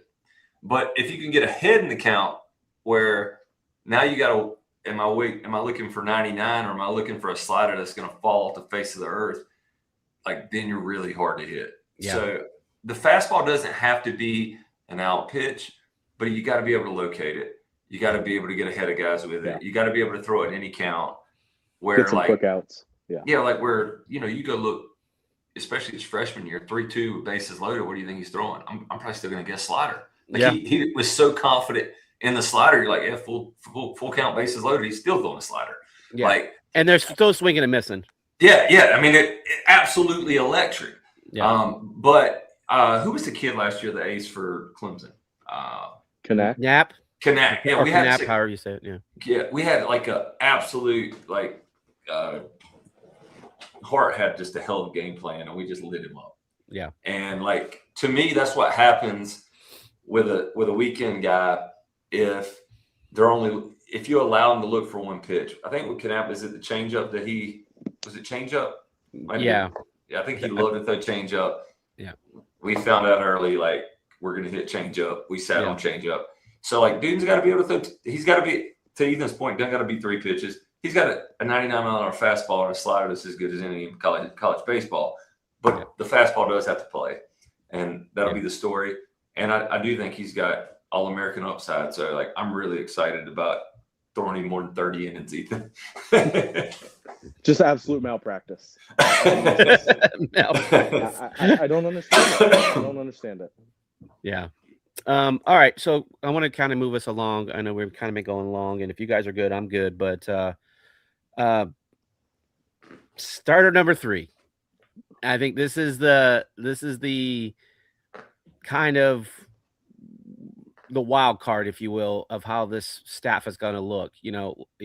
By all, at least alluding to it in his pregame or excuse me preseason interviews, Coach Avon has said that it sounded like Heath Andrews was at least going to be part of the weekend rotation. Now, again, we don't know the order of these guys, but we it sounded like Andrews is going to be the guy, and I think for a lot of State fans that might give them pause. A guy that has good stuff when he's on, and again, that's pretty low hanging fruit of a statement, but a guy that went 4-3, 6.16 ERA, with 14 appearances. He started all of his games, and then 64 and a third, which again, a big drop off. 20 less innings in the same amount of appearances as Marone, and a guy that was only had 53 strikeouts but 22 walks, and those last numbers are a little concerning. So, Cal, kind of, it sounded like you were on Team Nance there, maybe for the third starting position, but kind of just give me, and we can kind of bring in Nance as part of this conversation as well. Yeah, so our staff loves Heath Andrews. I mean, there's no question. There's something like metrics wise. There's something that they really, really like outside the numbers. They're looking at something aside from the numbers. Obviously, Heath is, he's been really good in good games. I think last year in I think it was the Clemson series. Clemson, yeah, really good. So he obviously has the stuff. I think we talked about Cooper Consiglio early. I kind of feel like he was a guy that kind of got buried last year after a few bad outings. That was just, you talk about having an appearance against, his freshman outing versus Clemson was unbelievable. So, between Andrews, Consiglio, and Nance, I think obviously Andrews is the leader in the clubhouse to be the number 3 starter. I just think when you look at like a guy like Anderson Nance, if you look at his numbers, and I don't have them in front of me, but last year as a freshman, like his ability to just absolutely pound his own and get guys out. To me this year, I was like, I don't know what the game plan is, but Anderson Nance has to be on Anderson Nance in the rotation in the middle of last year. So I also understand you got to have a bullpen too. So let me pause you. Yeah, let me pause you real quick, and this will bring some perspective in looking at Nance's numbers. Nance was 8-2, definitely the beneficiary of some good spots there where he picked up a lot of wins where he came in and we either tied or down one, and we pulled a lot of games out for him. But a 3.50 ERA, 1 save, which is only wild to believe he only had 1 save. But 18 appearances, started 1 game and pitched 54 innings. So he pitched 10 less innings. So almost comparable to what Heath Andrews pitched, very closely. And he was 53 strikeouts, only 11 walks. Like, again, just raw numbers, not digging into them. On the surface numbers, it looks like Anderson Nance should be your third starter. Yeah. Ethan? Yeah, I know. So the Heath Andrews thing, he's got good stuff. We know that. He does. You talked about that, Cal. He was a draft guy last year. And to me, when you were looking at building this year's roster, Greg, I know you and I talked a little bit about it. Yeah. Didn't really expect Heath Andrews back as a draft eligible sophomore. It reminded me of Fritton. Yes. Perfect. Yeah. And similar sophomore years where it was like, okay, the talent's there, but the numbers weren't as strong. Fritton had a better freshman year than Andrews did. Yes. But so the Heath Andrews number that you like is the ground ball rate. It's a very, very strong ground ball rate. Led the team last year at 48%. He had some bad luck last year too. He did have some bad luck. There's no doubt. Yeah. But you mentioned the strikeout numbers, and it was lowest on the team at 18%. Yeah. Van Dam and Wilson were lower than him in whatever, a couple innings. But when you don't strike guys out, you're going to have bad luck. Sometimes it's going to be good luck. Sometimes it's going to be bad luck. And so to me, Heath Andrews is a perfect midweek guy, just perfect.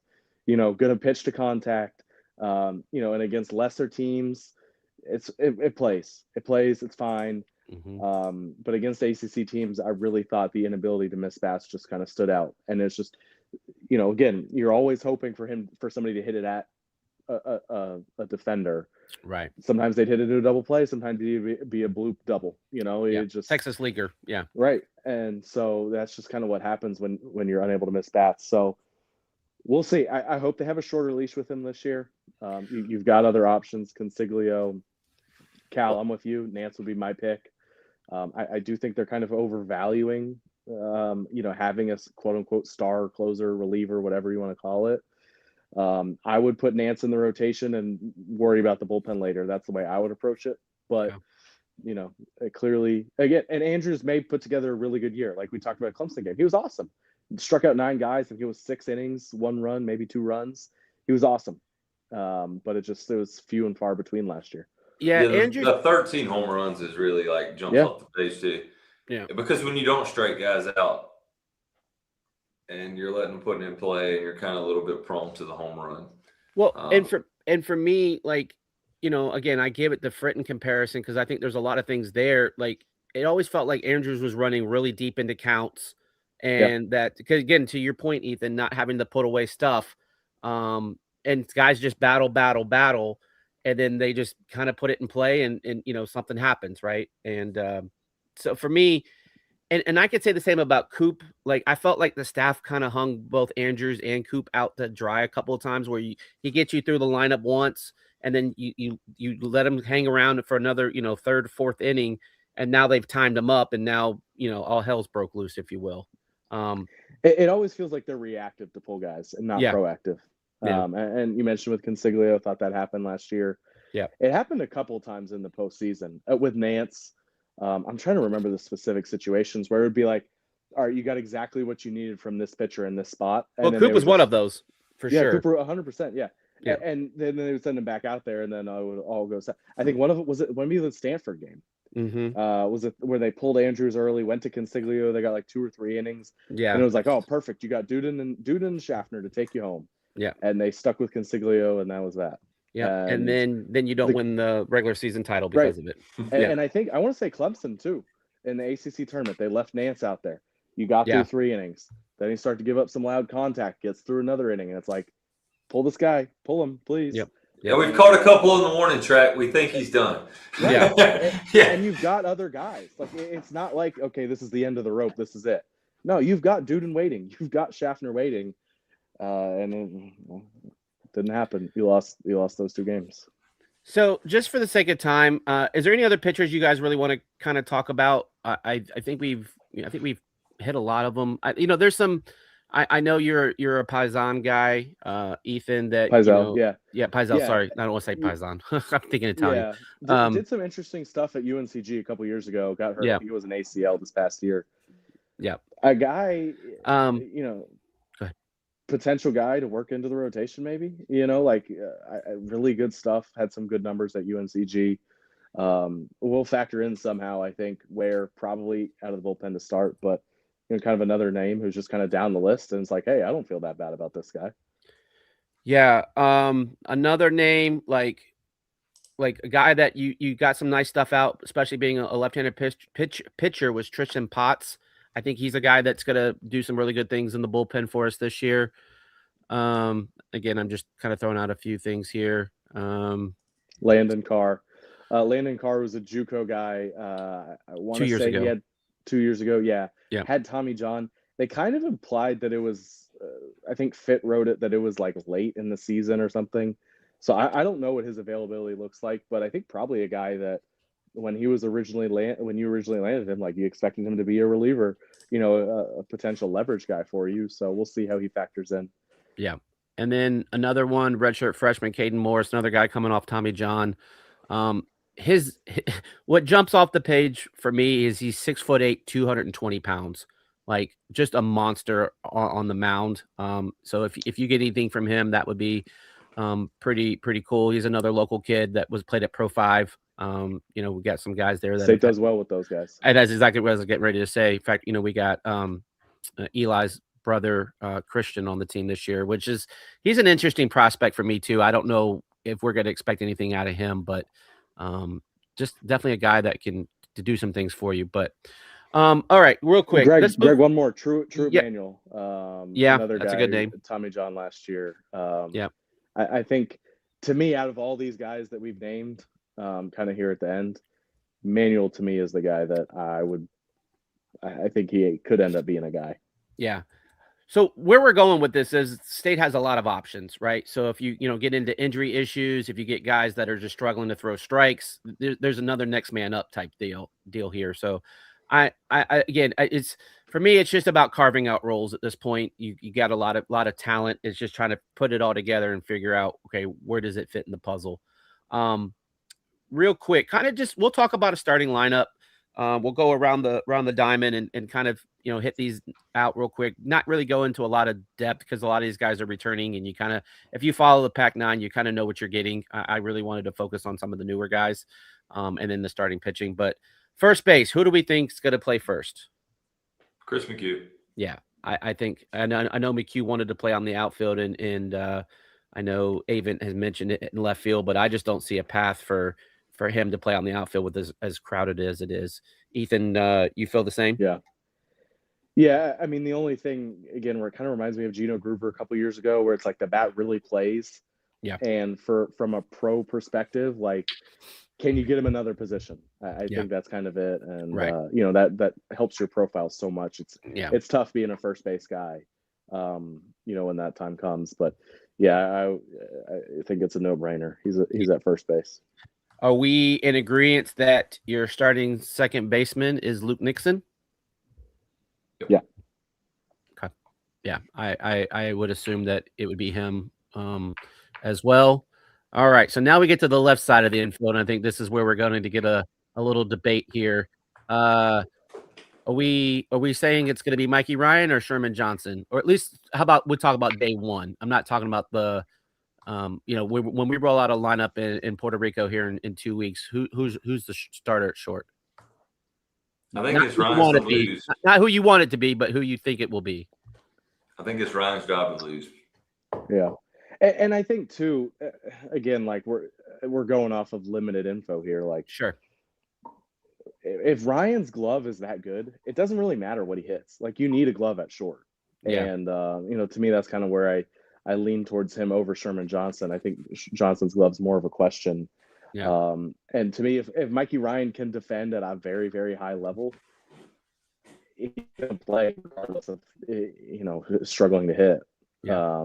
So yeah, I do think it'll be Ryan early. I do think you see some. I think you'll see Sherman Johnson get some starts here and there. Yeah, and we'll talk about that kind of a little bit when we get to the schedule, because I know you're a big fan of the schedule, Ethan. No. Third base, who do we think it's Pfeiffer to begin with? Yeah. I think that in Puerto Rico we'll see two different people start at third base. Right, because you kind of did see that last year, right, Cal, yep. down in Jacksonville. I think we'll see Pfeiffer and Johnson at third base in Puerto Rico, and I wouldn't even be surprised if they both go out and lay it. I wouldn't be surprised to see Novi get a start in Puerto Rico. That worries me a little bit, and I love Novi's bat, but he seems to be a defensive liability for me, just because of the range. All right, left field. Again, a lot of competition there, but I think it's Mr. Everett Johnson, just based off of all of the things that has been said. Are we in agreement there? It's a no-brainer. It's a no-brainer. At least based off how they're talking. Yeah, yep. Agreed. I think it's a no-brainer that Tyhead is your center fielder, so I don't think we even need to entertain that. For me, the most interesting thing, and again, if you've listened to Coach Avent's press conferences, he's been really high on Fraisman's bat in the fall and then coming into the spring here. Are we pretty much in agreement that it's going to be him in right field, or is there someone out there? I know Ethan maybe feels maybe Wiggins could play out in right. Yeah. What are you thinking there? I don't, we haven't talked Fraisman at all. I don't think Fraisman's job should just be on lock. Like I agree. It was a struggle bus after that Clemson series. Yeah, and it was the 330 on base last year. Like, that's not like it's okay. It's fine. Yeah, 92 WRC plus, like a below league average bat. And in conference play, you're looking at an 89 WRC plus, an 811 OPS. Like, I wouldn't. Yes, I think Fraisman will start on opening day. Didn't expect him back either, to be honest. I thought this was a guy who would go in the draft. But the strikeouts I think get you at times. I don't think it's enough defensively to just be like, yes, this guy has to be out there. Doesn't really walk. So yeah, if he's taking a step forward and he's one of your best power, bats, then sure. But I don't necessarily think it should just be like we talked about Nixon and Head and McHugh. Like to me, Fraseman is not in that category. Agreed. Yeah, I think that Fraseman, like what part of how much he plays or doesn't play, and right now my expectation too as he starts, is that is he hitting the ball of the yard and how much do we need that? Because he's a guy that could hit 10 to 15 home runs, and if we are, I don't think we expect 10 home runs out of Rhett Johnson. I think we've kind of already said that Wiggins isn't a guy that's going to hit 10 to 12 home runs, or even though he does have the exit velos to do it. So if you really need the juice, like we do know that Fraseman's a guy that if you play him every day, he's gonna give you some of that. He got a great arm in the outfield, but I think that in Puerto Rico we're going to see 5 different guys. I said 2 different guys at third base. I think we're going to see 5 different guys play in the outfield. Yeah, you're definitely going to see some mixing and matching for sure. Do you guys remember? Do you guys remember Dom Palali? Oh yeah, for sure. Yeah, great year. Not great, but a good year one. Didn't see him the next year. Year 2, he didn't play. Yeah. And I don't know, maybe a similar type of situation. I don't know. Yeah, I mean, a guy that you could see here is like maybe a Devin Mitchell, right? Like apparently he can hit the ball like nobody's business. Yeah. And from what I understand, he has an above average arm out in the outfield, and that's something that we've struggled too with throwing guys out from the outfield over the last couple of years, and that's somewhat something that I would like to see definitely improved on this team. All right, so we're gonna start at catcher. I think and we haven't really talked about this position, but I think it's definitely a position that's got some question marks. Drew Lamphere did come back after he had entered the portal. Obviously, you lost Sosa to Miami. You have a guy in Preston Bond who, seems like he's a pretty good, potentially good prospect, but doesn't have I don't think did he have any at bats last year? Maybe no, 1 or 2. I don't think so. I think he completely redshirted. Yeah, I think so. So you've not seen him play. I do like Lamphere's upside on defensively. I think that's an upgrade over Sosa there. Offensively, it's definitely not. He only hit the 1 home run now. It was a big home run that Lamphere hit last year, got us back in the UVA game. But I feel like he's a little bit light hitting. But again, it's tough, right? Because State has had such a pedigree at catcher, over the last 10, 15 years, and both offensively and defensively. And I think that is a position where we look for, good upside offensive numbers. And I'm just not sure if we're going to necessarily get that. Now, Avent, and again, I'm kind of long-winded on this, but Avent has sung Lamphere's praise about hitting. Again, the proof will be in the pudding. But I guess, Ethan, kind of give me your thoughts on what the catching position looks like, right? Because, again, you have Lamphere, you have Bond. We said DeCarlo's most likely going to red shirt. And then, dare I say, throw in Dalton Bargo there. Yeah, I think, you bring up Sosa. To me, State had to upgrade defensively. Like Sosa just, for your pitching staff, just wasn't good enough defensively. And what he gave you at the bat, you're not going to replace it. Like he was a very, very good hitting catcher. But defensively, I think he really, he hurt you. And so I certainly think you're looking to upgrade there on that side. And then I think whatever you get with the bat is a bonus. Look, if Bargo can catch, Bargo's catching. Yeah. I don't think there's any debate. We just went through our lineup. We didn't have anywhere for Bargo, so maybe I assume he's DH. You still have Wiggins. We didn't have Sherman Johnson, Devin Mitchell, those guys in. If Bargo can catch, you put him, he catches. No brainer. I don't think that's a realistic ask of him. He's barely caught the last 3 years. And I think well, he did get recruited as a catcher, so I will say that much. Yeah.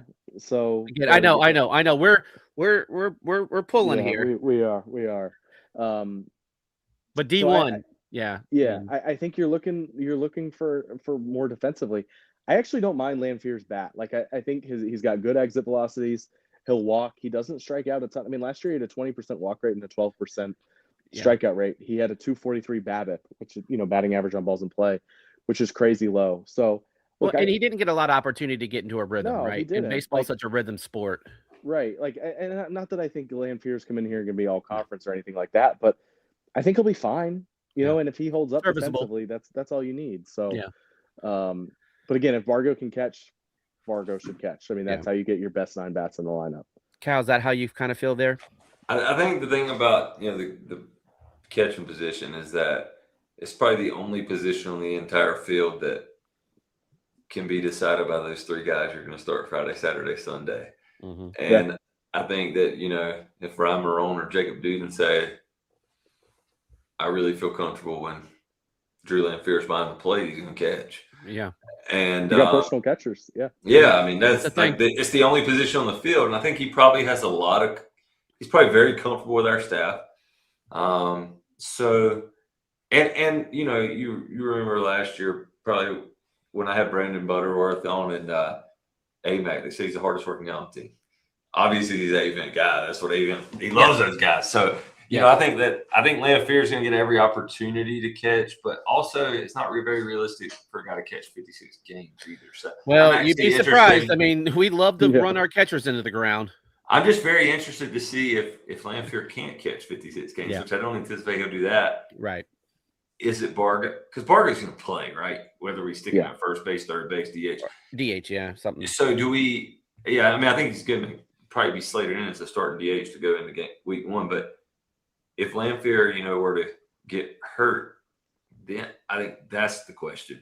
Right. Who's your catcher then? Is it Bargo? Right. Is it Bond?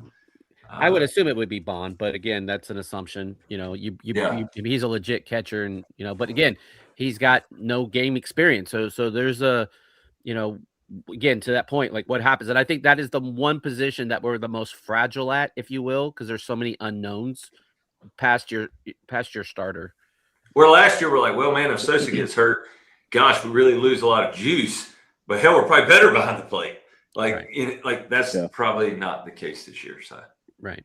I'm really surprised State didn't bring in a 4th, 5th year catcher who's caught 150 games in his career. Yeah. Don't care if he can hit, just can you catch and throw?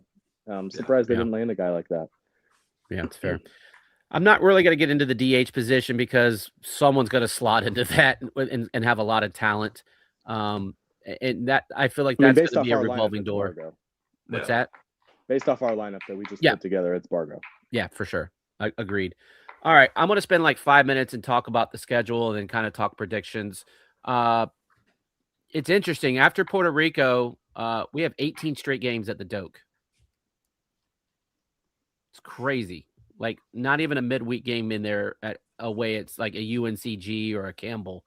So that'll be fun. At least unless I missed something, but I thought I counted it right. I mean, the next road game I have is UNCW on March 17th. Yeah, that's a month. Yeah, and then you go right to Florida State right after that, I think.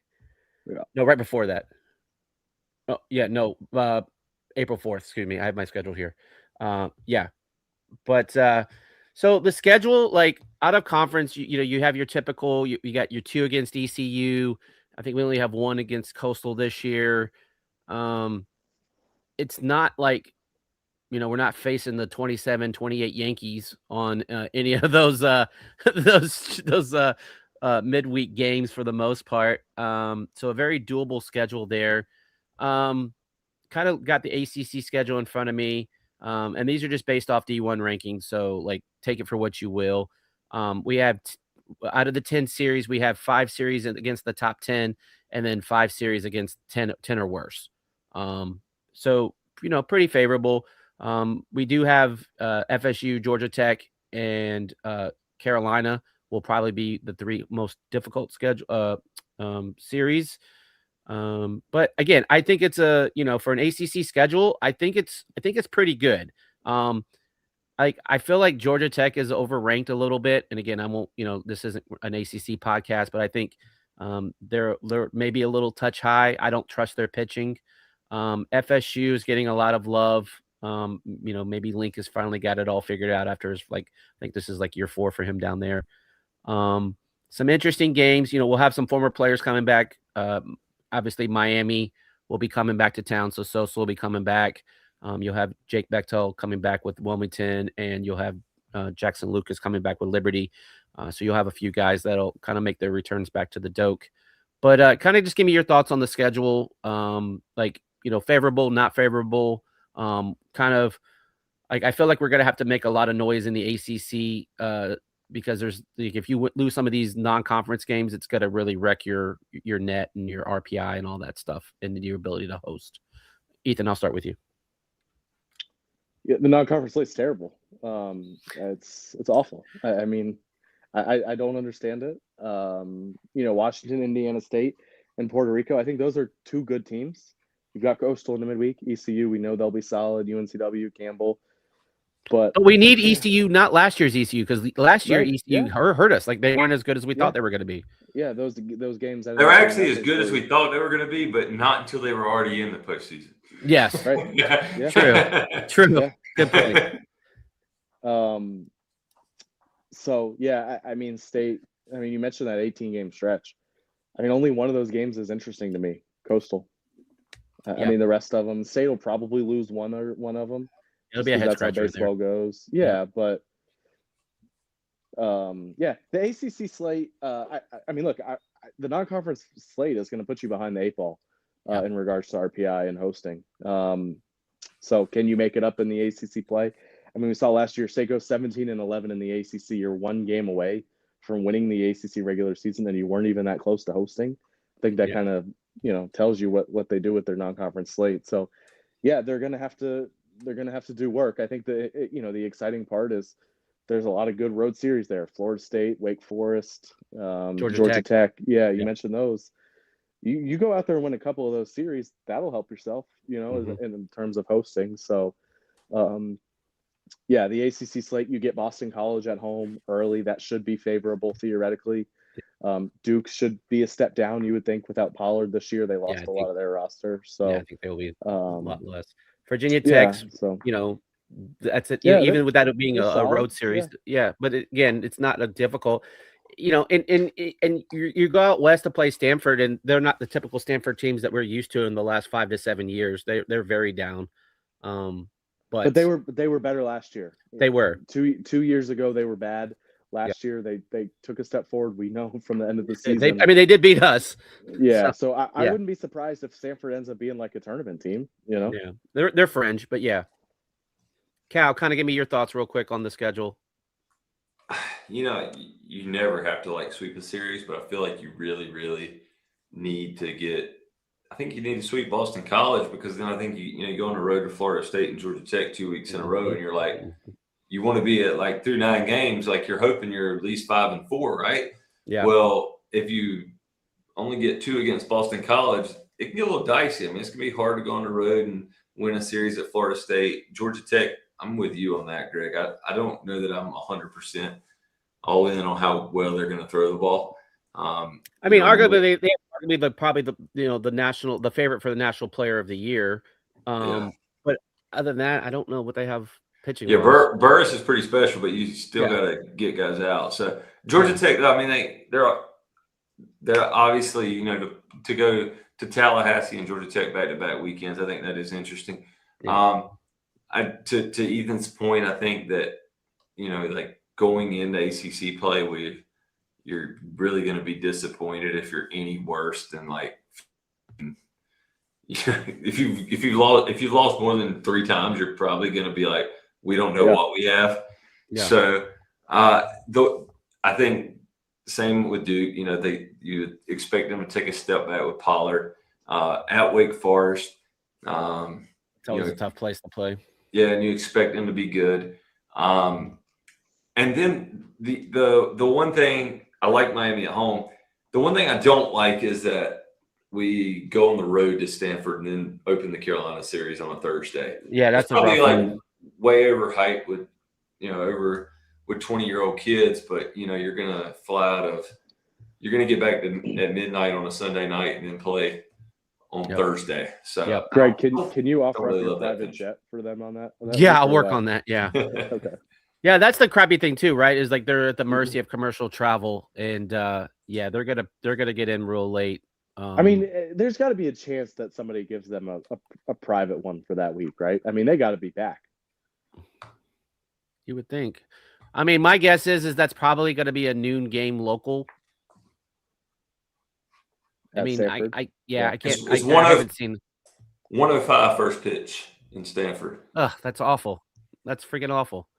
And again, I know it's only an hour, but it's everything when you got to fly across the country at a 5.5, 6 hour flight. Didn't that- ACC say we're not ending games early this year too? Didn't we decide that after Did the they? Pittsburgh? Oh man, I hope yeah, so. I thought they decided that, but I might be wrong. No, that's big if that's the case. Well, if that's the case, then if they're not ending games early, then you might have to have a private charter, like, Yeah. because, yeah, we'll see how that works out. But yeah, that's an interesting aspect that Stanford into UNC. I will say the last thing about the schedule is you get both Duke and UNC at home, which is always nice to have them come to your house. I do love UNC as the last series of the regular season. I know Stanford was the last one there, but there could be a lot on the line for seeding purposes come that last series. And we one thing about the schedule is I know we have like a Tuesday, Wednesday, and then a weekend series in there somewhere that I saw. It's early, I think. Yeah.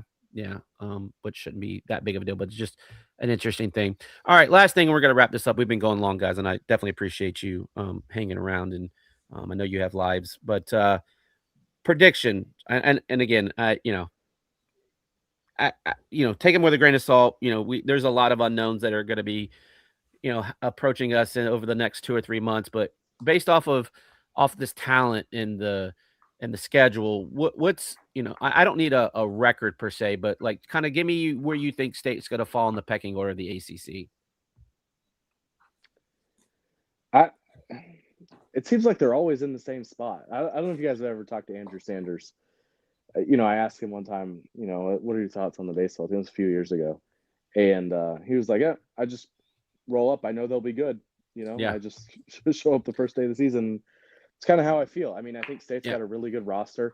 I'm a little surprised their high-end talent is not more highly regarded. It is in my head than it is. It didn't get a lot of love. Publications. Yeah, with the get a lot of draft love and there. stuff like that. So yeah.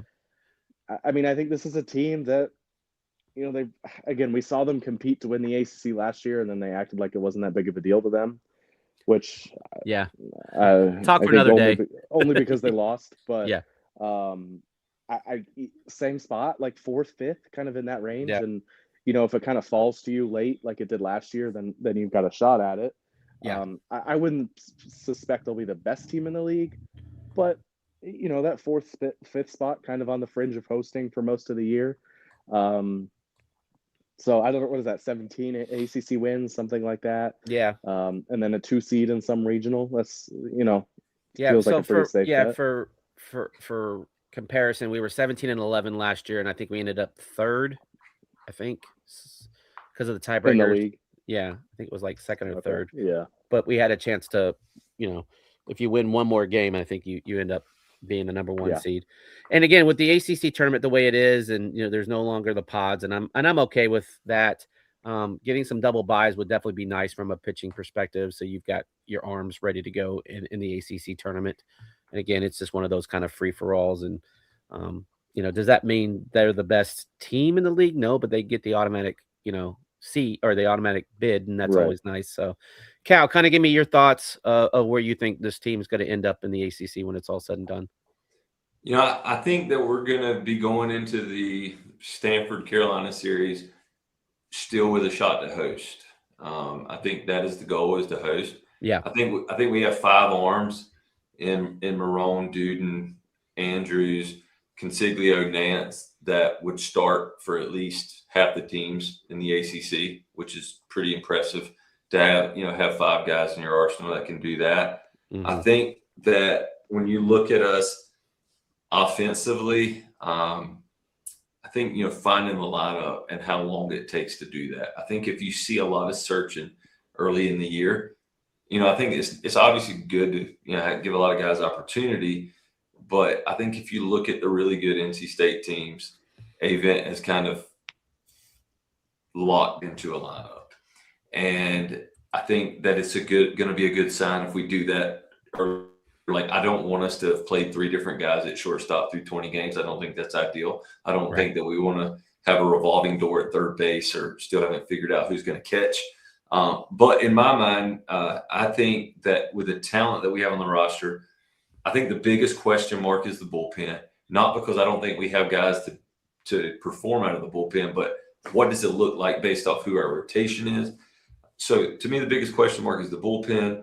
And I really believe talent-wise that we're going to have going in for series, we're still going to be talking about the possibility of hosting a regional. So that's what my outlook. Yeah, I think there's a lot of talent there. It's just kind of carving out who's going to be doing what, and and will they succeed in the roles that they're given. And then always the number one thing is team chemistry, right? And you've seen teams in the past have a lot of talent, but just not put it together on the field, and the results weren't there. And then you've just seen guys that love each other and play for each other, and you make a College World Series. So that will always be a thing as you have the transfer portal and almost a 50% roster turnover. All right, last question for each of you, and I'm going to end this thing. Knowing that Elliott Avent has never won an ACC championship, is it more important for him to win an ACC championship or to host a regional? Wow, that's a good question. I will take Omaha over an ACC championship in a year. Well, yeah, but ACC it's not the championship question, Cal. ACC championship or regional are like synonymous. You can't win the ACC championship. It's almost impossible to win the ACC championship and not host a regional. Can't happen. Yeah, it happened to Duke. It's fair. Yeah, but for this program to win an ACC championship, to me, is probably more important to host a regional because we haven't done it. I'm with you. And you're That's right. a really good question. That was a great question. Yeah. Cal, I think you're exactly right. Like, you don't win the ACC and not host. Most likely, in particular, the regular season. Like there's just 0% chance. But you could happening. You could be like not a hosting team and get hot during the tournament and win the tournament, right? So, yeah, for sure. My answer would be, I think he would tell you he'd rather host, but I think deep down he'd rather win an ACC title. Right. There's the public answer, and then there's your beer drinking buddy's answer. Right. Yeah. We kind of went through that last year, right? At the end of the year, like, oh, we ain't worried about regulars. Like, shit, well, we all are worried about it. Like, we got it would have been a different tone if they had won. Absolutely. All right, guys. Hey, look, we went longer than I was hoping for, but you guys have been troopers. I have enjoyed this conversation immensely. Hopefully our audience out there has as well. I'm going to give you each 30 seconds to plug all your awesomeness. Cal, I'll start with you. Tell people where they can find you and your great podcast. I don't know about awesomeness, but so me and my buddies Adam and Wes, we do the Pack Homer Pod. Greg kind of mentioned it earlier. Our claim to fame is we are the only podcast devoted only to NC State baseball. We certainly are diehards. We love all Pack athletics, but baseball obviously has a special place in our hearts. So we'll be back for season 3 this year. The first year we did the podcast, we went to Omaha, didn't duplicate in year 2, but looking forward to it. And we're on Spotify, Apple, YouTube. But the Pack Homer Pod. Check us out. Yeah, love it. I always enjoy your guys' stuff. And Ethan? Yeah. I mean, first of all, great. I mean, thank you for having us, Greg and Cal. Like, an NC State baseball only podcast is just a dream. But I'm on the IPS pods with James. Some of them. Some of you talk baseball. Me and James yell at each other. All the stuff that he does. Some of it's post game talks and IPS and fives, IPS lives, all that stuff. And then I'm NC State Stats on Twitter as well. So post some stuff, just do some blabbering there with idiots on the internet. So I got to be one of those guys. Absolutely. Well, guys, I greatly appreciate y'all. This has been, a dream of mine in the makings. I love talking baseball. And so, hopefully maybe we can talk about this when we make our trip to Omaha. And here we go. We can do that. So, all right, Wolfpack Nation, again, if you've hung with us this long, God bless you. We appreciate God you. bless you. We're definitely looking forward to a run to Omaha this year, and we're excited. So we'll catch you on the next one, guys. All right, we're out, Wolfpack Nation.